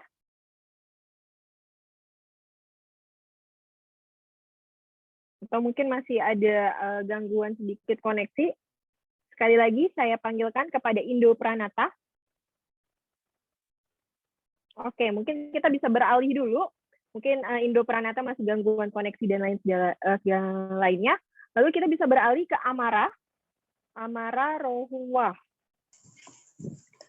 Selamat sore, Halo. Amara. Selamat sore, Kak. Aku izin tanya, Kak. Oh iya, silahkan Amara mau bertanya sama siapa dan dibantu pertanyaannya. Oke, aku ingin izin bertanya kepada kedua narasumber ya, Kak. Ini suara aku terdengar ya, Kak? Terdengar, Amara. Oke. Aku izin bertanya dulu ke Ibu Winarni, yang pertama ke Prof. Winarni. Ibu, aku kan kemarin itu juga sempat baca isu waktu Ibu Menteri Lingkungan Hidup, Ibu Siti Nurbaya itu nge-tweet bilang pembangunan atas nama Presiden Jokowi tidak boleh berhenti atas nama deforestasi dan emisi karbon.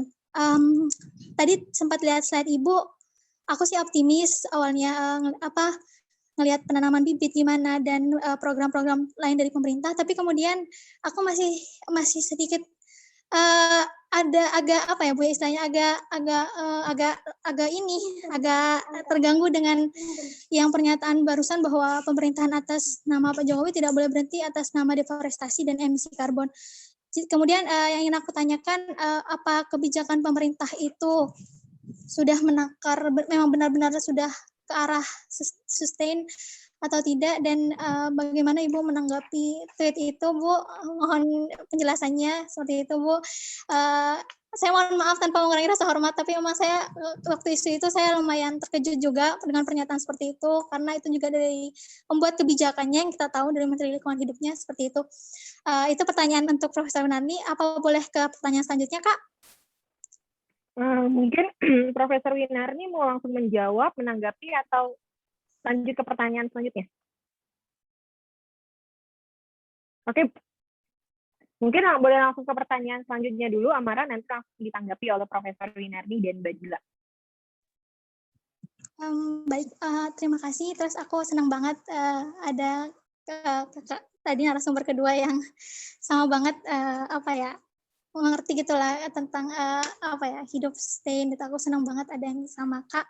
Aku mau tanya Kak, aku sebetulnya sama ada 10 teman aku lagi itu punya kegiatan gitu loh Kak, buat istilahnya tuh kami dikasih nama menjaga mangrove gitu. Nah, kemudian sempat kemarin crash sama pemerintah kabupaten itu, soalnya mereka ngasih izin tambak udang, jadi itu diketebangin tetap si pohon mangrove itu. Nah, yang aku ingin tanyakan, kakak pernah nggak sih kak ada crash gitu dengan apa yang pengen kakak wujudin sama yang pemerintah, kebijakan regulasi pemerintah, dan gimana sih kakak menyikapinya? Soalnya waktu aku nyoba dialog gitu sama pemerintah kabupatennya, itu kayak diketawain, soalnya kita kan juga masih anak SMA gitu kak. Nah kita tuh malah justru diketawain karena kita nentang gitu regulasi yang hutan mangrove tuh bisa ditebang buat tambak dan lain-lain gitu kak. gimana sih Kak? Apakah Kakak pernah ada crush gitu? Terus apa sih yang Kakak lakuin waktu itu? Soalnya lumayan terpukul juga sih kelompok kami waktu itu diperlakuin kayak gitu gitu. Itu sih Kak yang mau aku tanyain. Makasih Kak. Baik, terima kasih Amara.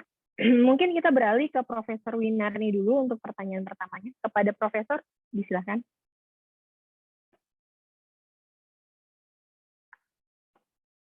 Profesor, maaf masih mute. Ya, terima kasih ya Nakda Amara atas beberapa masukannya. Nah, sekali lagi memang seperti yang kita lihat ya, bahwa tadi disampaikan di SDGs ya, Sustainable Development, bahwa pembangunan berkelanjutan ya, atau Sustainable Development itu adalah bagaimana kita menjaga harmonisasi antara pembangunan ekonomi, lingkungan hidup, dan khususnya sosial ya. Jadi kalau kita lihat teori-teori pembangunan berkelanjutan sustainable itu adalah irisan dari faktor ekonomi, lingkungan, dan khususnya untuk sosial. Jadi memang kalau kita misalnya membaca pemberitaan, memang kita juga harus cermat ya, apalagi kalau mahasiswa kita harus cermat untuk menanggapi isu-isu, apalagi kalau di media sosial.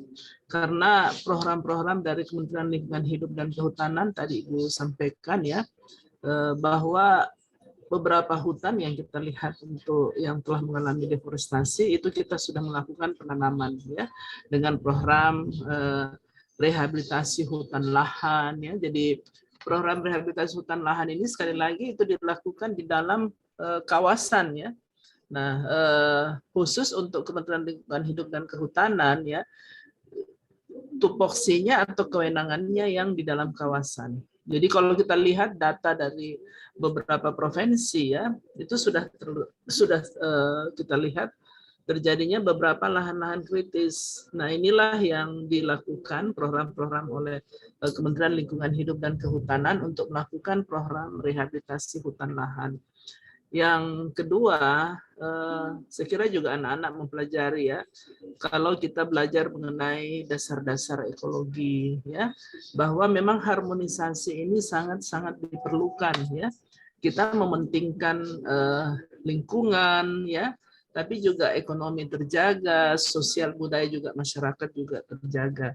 Nah, tugas kita semua adalah, apalagi dengan mahasiswa ya, perguruan tinggi, bagaimana ini kita melakukan advokasi ya, kita melakukan penguatan, mendorong masyarakat kita untuk turut serta menjaga lingkungan, menjaga hutan kita.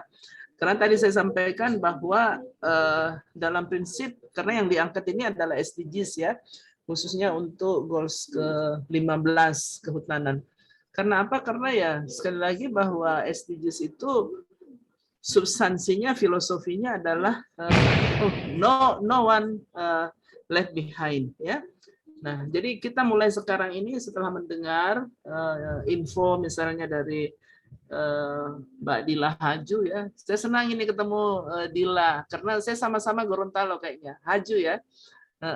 Nah, saya Mono Arfa ya. Jadi kita sama-sama ini ketemu Gorontalo ya. Jadi prinsipnya itu, bahkan kalau lihat data di Asia Pasifik, justru Indonesia itu yang mampu untuk mempertahankan tutupan hutan ekosistem ya, dan daratannya. Nah, oleh karena itu kita melihat Bapak Presiden, kalau tadi paparan Ibu itu ya, Bapak Presiden itu sangat intens dengan Ibu Menteri untuk melakukan penanaman untuk RHL ya, khusus untuk mangrove juga ini dilakukan. Bahkan sekarang kita lihat ya, itu juga ada program perhutanan sosial. Jadi diberikan kepada masyarakat ya, untuk haknya itu selama kurang lebih 35 tahun, dan masyarakat itu bisa melakukan pengelolaan. Nah, yang kedua juga ada program yang disebut dengan TORA ya, Objek Reformasi Agraria. Nah, ini juga demikian, KLHK bekerja sama dengan Kementerian ATR ya, tata ruang, mereka yang menyiapkan untuk sertifikatnya. Artinya adalah ada ruang kita khususnya untuk sama-sama untuk melakukan perbaikan perbudakan. Oleh karena itu dari awal tadi Ibu menyampaikan bahwa hak untuk hidup layak ini adalah sudah ada untuk kesejahteraan masyarakat ya, kesejahteraan masyarakat ingat ya, itu sudah ada dalam Undang-Undang Dasar 45 ya. Nah, tugas kita sekarang adalah bagaimana peran daripada semua ya, apalagi yang ada di perguruan tinggi, karena kebetulan juga ibunya adalah dosen ya, saya juga dosen guru besar di Universitas Hasanuddin. Sekarang kan kita lihat beberapa perguruan tinggi itu sudah membentuk juga SDG Center. Saya nggak tahu apakah di Universitas Katolik Parahyangan ini juga udah membentuk SDG Center ya.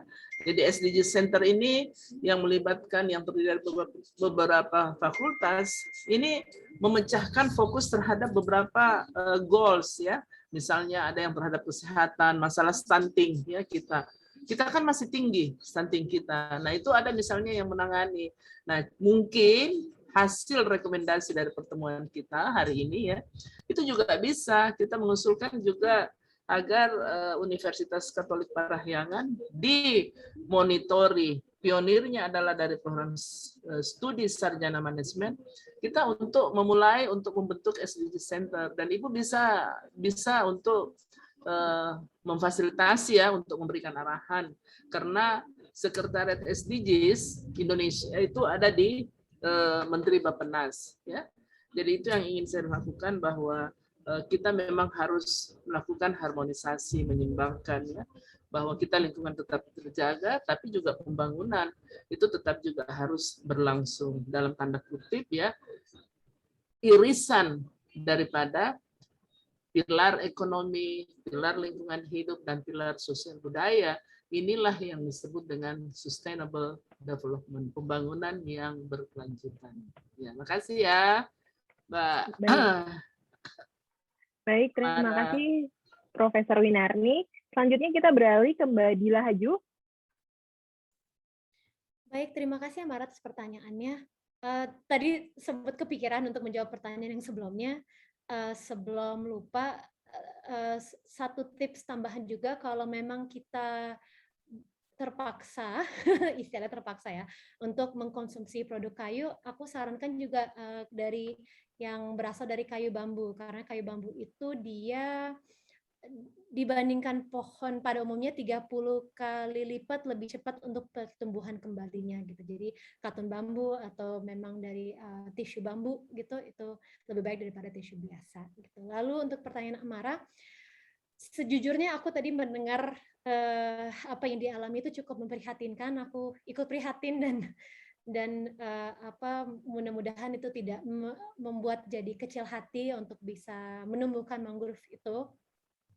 Aku dengan sangat tegas bisa mengatakan bahwa ya pernah beberapa kali mengalami mungkin bukan konflik ya, tapi ketidaksetujuan gitu ya, gitu maksudnya, ketidakcocokan gitu dengan mungkin masyarakat sekitar. Tapi justru di situ memang kalau saran aku, kalau memang itu adalah wilayah publik ya, gitu, memang sangat penting untuk kita bisa berkolaborasi atau kerjasama dengan orang di sekitar situ. Kalau memang tempat yang kamu tanamkan pohon mangrove itu tidak jauh, apalagi memang menjadi areanya tempat tambak udang ya, gitu. Jadi berarti sebenarnya step yang perlu dilakukan sebelum menanam mangrove itu justru adalah untuk supaya bisa mengkampanyekan pentingnya pohon mangrove gitu. Jadi stepnya itu adalah memang pada akhirnya adalah untuk tanam pohon mangrove itu, tapi ya masyarakat di sekitar situ ya seperti yang tadi aku sempat sampaikan di SDGs juga, yang diutamakan adalah kesejahteraan dari manusia itu sendiri gitu. Maksudnya manusia itu sendiri ya gitu, buat dia sayangnya kondisi dan situasi membuat dia untuk memang belum paham atau memang tidak mementingkan. Yang dipentingkan adalah aspek ekonomi tersebut gitu kan. Sedangkan kita berusaha untuk berbuat baik. Kalau saran aku justru adalah mencoba untuk bukan mengganti tapi menyesuaikan kembali kampanyenya. Adalah step pertama adalah mencoba untuk mengkampanyekan, dan mungkin bisa kerjasama dengan kelurahan di situ ya gitu, untuk mencoba membuat sebuah sebuah seminar gitu misalnya ya, gitu, atau membuat poster-poster kenapa penting untuk ada pohon mangrove gitu ya, gitu. Nanti kira-kira kalau bahkan siapa tahu bisa kerjasama dengan beberapa orang yang memang tinggal di situ gitu ya untuk ikut menjaga gitu. Kalaupun Amara dan teman-teman tidak bisa selalu menjaga ya gitu. Jadi lagi-lagi jangan berkecil hati gitu. Tuh jawaban dari aku. Mudah-mudahan membantu. Terima kasih. Baik, terima kasih untuk Mbak Dila Haju atas jawabannya tadi. Amara, semoga terjawab dengan pertanyaannya tadi dan sudah dijawab langsung oleh speaker kita atau narasumber kita pada sore hari ini. Oke, lanjut. Ini ada beberapa pertanyaan lagi yang harus kita bahas di sini bersama.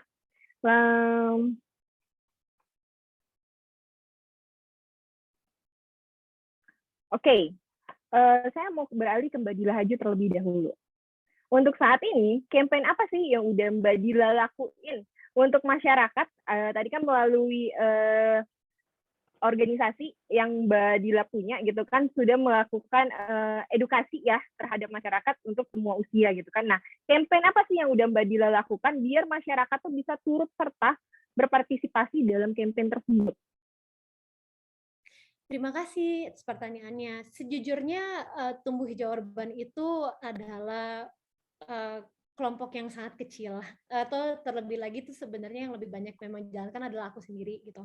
Kalau kampanye khusus biasanya memang lebih banyak terjadi lewat kolaborasi gitu. Jadi salah satunya kalau justru aku mau menyarankan kalau memang untuk khusus fokus isu kehutanan ya, atau dalam hal ini adalah ekosistem daratan, aku menyarankan untuk bisa ke @hutan-itu-id tersebut gitu, atau mungkin kalau memang mau mengetahui informasi seperti yang menjadi salah satu poin dari bagaimana kita bisa berdamai dengan hutan ya, silahkan boleh cek ke @tumbuh hijau urban tersebut gitu, karena aku memang secara periodik seringkali berusaha untuk berbagi informasi gitu. Itu adalah poin bagaimana saya sendiri ataupun tumbuh hijau urban sendiri itu berusaha untuk berdamai dengan hutan, dan sesederhana informasi itu dilihat dan diteruskan itu saja sudah ikut berkampanye. Sederhana tapi mudah-mudahan signifikan.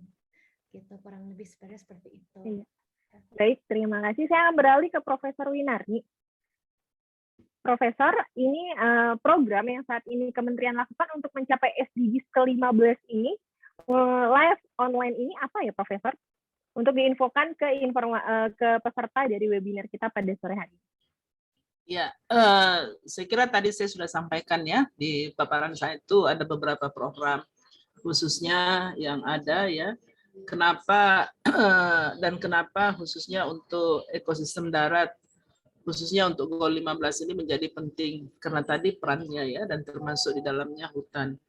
Karena apa? Karena kita melihat yang pertama programnya kita contoh misalnya mengenai kebakaran hutan ya.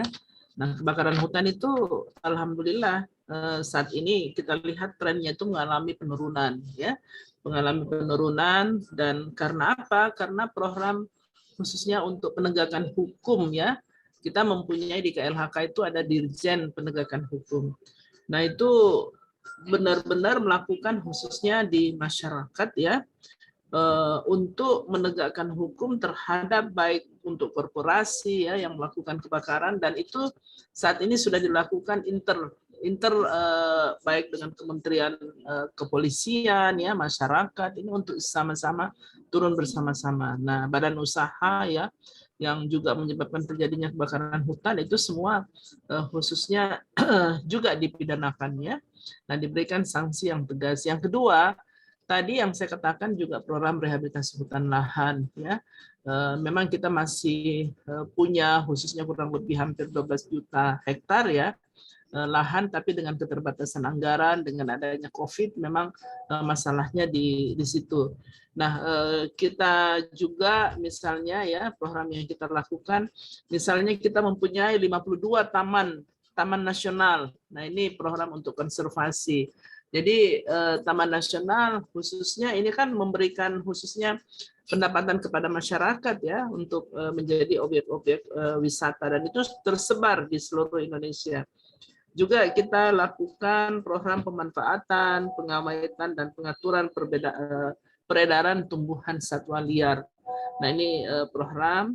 Nah, sehingga kita juga ayo istilahnya kita bersama-sama untuk mencegah peredaran satwa ilegal, ya. Nah, sampai misalnya harimau aja itu juga termasuk khususnya untuk program kita.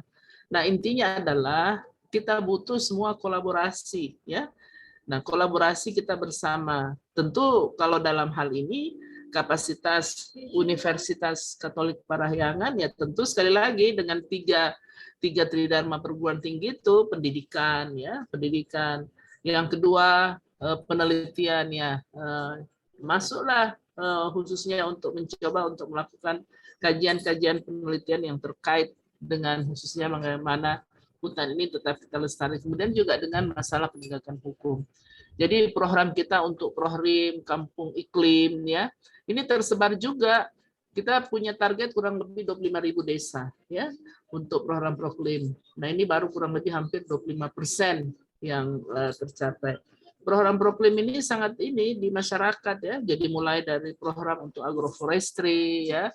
Jadi program untuk misalnya bagaimana khususnya untuk tumbuhan aren, ya, yang menghasilkan nira yang merupakan sumber bioetanol. Itu semuanya program-program yang ada di KLHK. Termasuk juga khususnya untuk program untuk SDM lingkungan, ya. Kita juga membina bersama-sama dengan pemuda, ya, untuk terus-menerus melakukan khususnya untuk advokasi, sosialisasi bagaimana lingkungan dan kehutanan ini bisa berlanjut dan membangun khususnya untuk sustainable development. Saya kira itu, ya. Baik, terima kasih Profesor Sampah, Winarni. ya, juga itu banyak sekali programnya. Ya, berarti pemerintah juga mewadahi ya atas apapun program-program yang untuk kebaikan bumi kita pastinya ya, Prof, ya. Iya, pasti. Iya.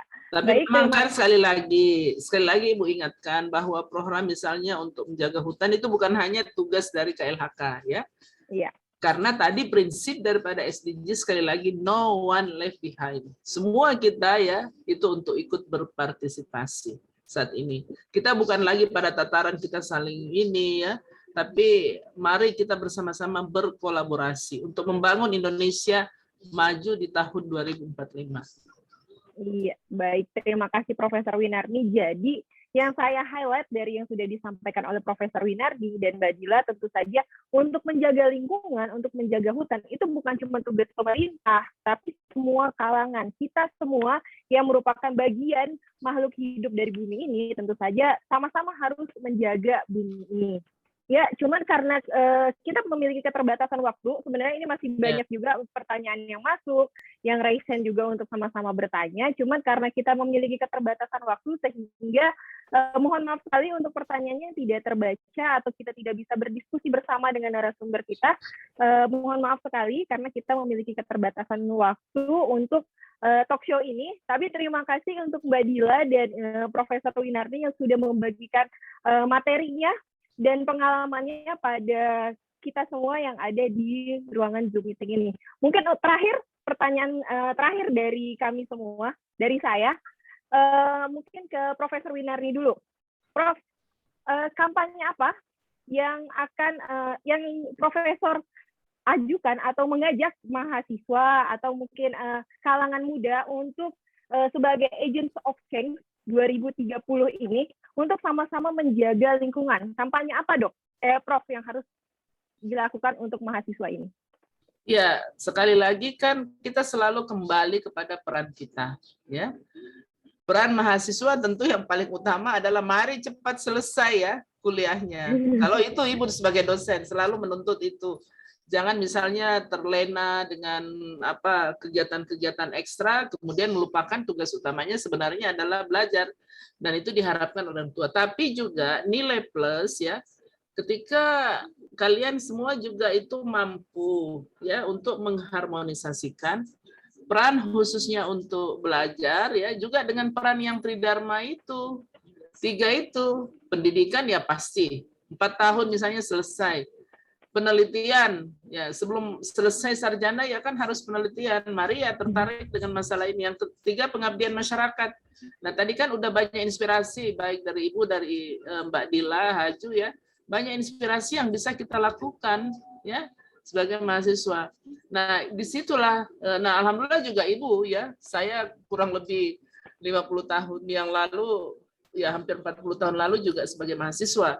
Dan saya juga alhamdulillah sebagai organisatoris ya, dan Ibu dengan itu saya mampu untuk menyumbangkan belajar saya dengan ekstrakurikuler saya.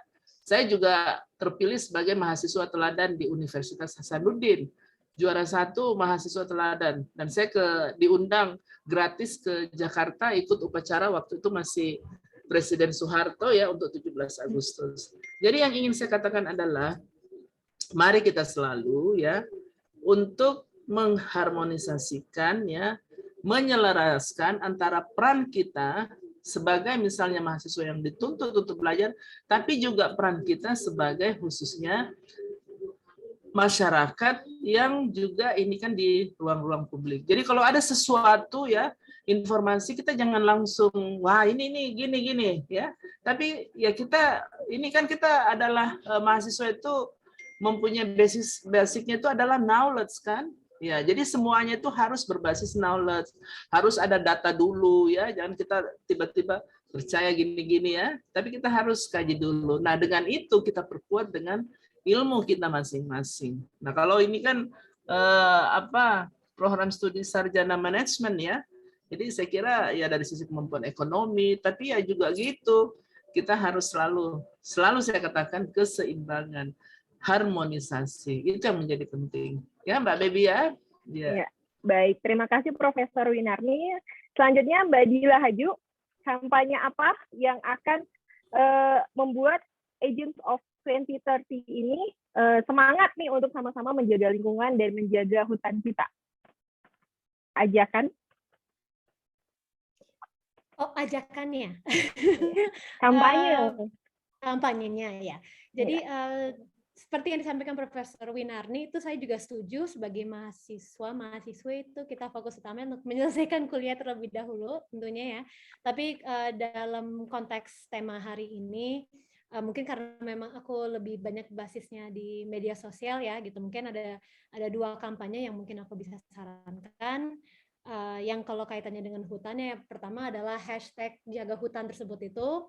Dari hashtag tersebut baik kita menyebarkan atau kita ikut berkontribusi di situ menyebarkan informasi yang baik dari informasi maupun kegiatan, itu bisa menjadi salah satu wadah yang cukup bagus. Terus yang kedua adalah kampanye yang sebenarnya sering saya sampaikan, tapi mungkin karena hari ini tadi konteks beli ke hutan belum saya sampaikan gitu, tapi ada lagi namanya hashtag beli yang baik. Jadi kita kalau memang sebagai konsumen itu salah satu organisasi di baliknya pun juga ada WWF gitu, itu juga pun bisa dicari di beliyangbaik.org itu untuk informasi yang lebih lengkapnya, tips-tips mengenai bagaimana kita bisa konsumsi dengan meminimalisir dampak terhadap lingkungan.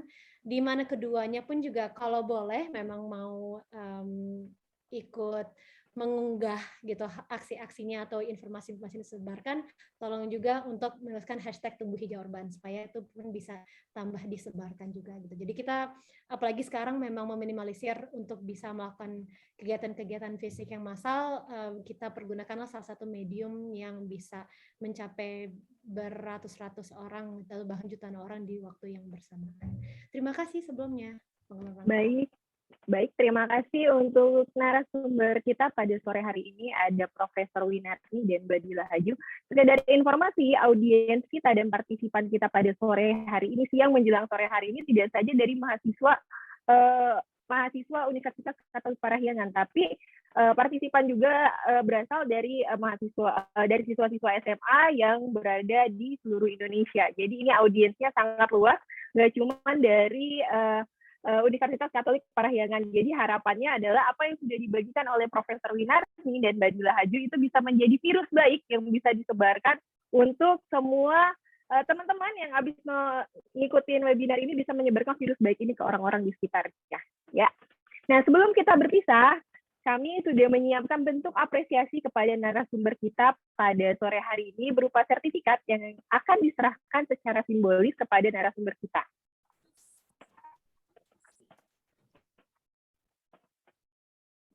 Ya, Penyerahan sertifikat yang pertama akan diberikan kepada Profesor Dr. Insinyur Winarni Monoarfa MS. Maaf. Terima kasih Ibu sudah bersedia meluangkan waktunya dan membagikan materi pada sore hari ini. Silakan untuk tim dokumentasi. Baik Bu, saya akan mendokumentasi pemberian sertifikatnya. Saya hitung 1 sampai 3 untuk mendokumentasikannya. 1, 2, 3.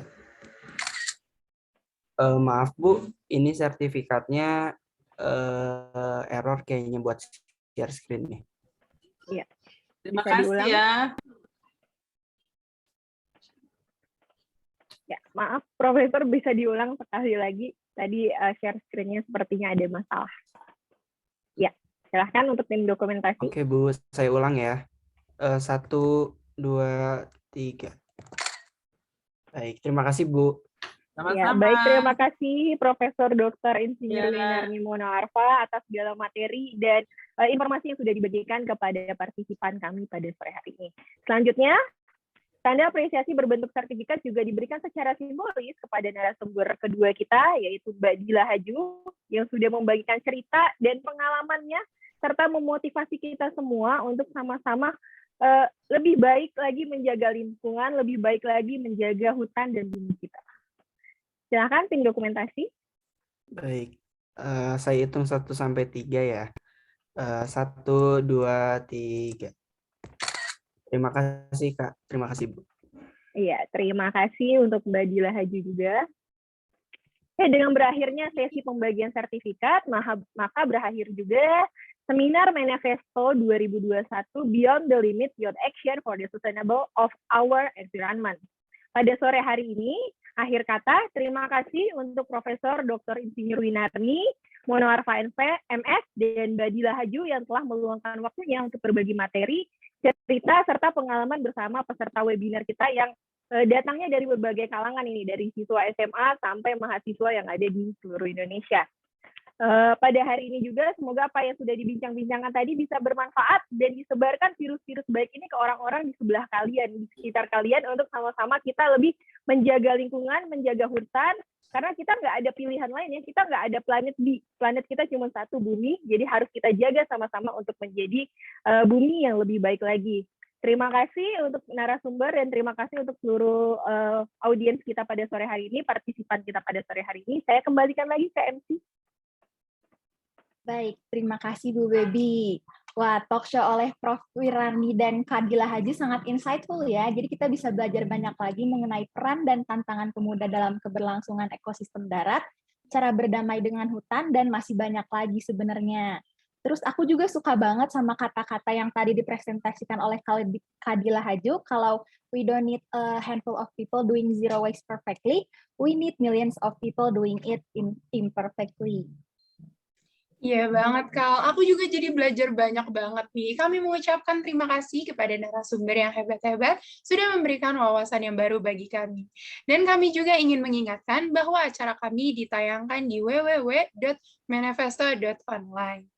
Betul banget sih. Acara ini juga dapat berjalan dengan lancar dengan bantuan dari media partner, seminar app, jaring acara, event detect, seputar event, mading event, kabar kampus, info flora dan fauna lingkungan, jejak_in, bmf.kehutanan, warta himahi, event banget, poin kampus, HMPSTI, GNFI, lindungi hutan, relawan rawat hutan Malang, webinar.kita, HMPS Mat, HMPS Siap, BFest, info lomba_event, info lomba_event.id, dan eventlomba.indo. Kami juga berterima kasih kepada Sejuta Cita dan Eventbrite sebagai registration partner. Terima kasih juga kepada teman-teman yang ada di sini, dan kami ingin mengingatkan untuk mengisi link absensi yang akan kami kirimkan melalui kolom chat, yang nantinya untuk menjadi syarat mendapatkan sertifikat. Dan untuk kenang-kenangan dari acara hari ini, kita mau ada sesi foto bersama nih. Boleh minta bantuannya dari sesi dokumentasi? Ya, baik. Untuk Bapak dan Ibu dan para peserta diharapkan untuk on cam. Baik, sesi foto akan dimulai. Untuk yang slide pertama, 1, 2, 3. Untuk slide yang kedua, 1, 2, 3. Untuk slide yang ketiga, 1, 2, 3. Untuk slide keempat, 1, 2, 3. Untuk slide kelima, 1, 2, 3. Untuk slide yang keenam, 1, 2, 3. Dan untuk slide yang terakhir, 1, 2, 3. Terima kasih Ibu atau Bapak dan teman-teman sekalian. Terima kasih dokumentasi atas bantuannya. Terima kasih juga kepada narasumber dan moderator yang telah hadir di acara ini. Kami juga akan mengumumkan 5 besar kelompok yang lolos ke babak selanjutnya dari Lomba Student Conference. Kelompok pertama ada kelompok dari Fanta Club, kelompok kedua ada kelompok dari Foramen, kelompok ketiga ada kelompok dari Rehat, kelompok keempat ada kelompok Love Earth, dan yang terakhir kelompok kelima ada kelompok dari Amara Rohullah Balkis. Wah, selamat ya buat teman-teman yang lolos. Duh, jadi nggak sabar banget nih, Kak, untuk menyaksikan Student Conference. Karena kita bakal melihat teman-teman dari setiap kelompok yang terpilih buat menyampaikan action plan mengenai tingkat kerusakan hutan di Indonesia. Kita juga mau ngasih tahu nih buat teman-teman yang mau nonton Student Conference bareng kita, teman-teman boleh stay di ruangan Zoom ini. Dan jangan lupa, besok juga ada acara persembahan dari kelas praktik manajemen F dengan judul Dream Big, Act Bigger, yang pastinya dengan narasumber yang hebat-hebat. Oke, akhir kata dari kami, saya Fiandra. Dan saya Kalista, undur diri dari acara webinar Beyond the Limits, Youth Action for the Sustainable Environment. Kami ucapkan terima kasih dan maaf bila ada salah kata. Sampai jumpa di Student Conference nanti sore ya. See you semua. See you, terima kasih. Hai. Terima kasih banyak, Prof. Winarni. Ya, sama-sama Bu Ellen. Sama-sama. Terima kasih Mbak Dila, Bu Baby. Ya, Lydia. Terima kasih, Bu. Ya, Bu. Terima Sama-sama. kasih.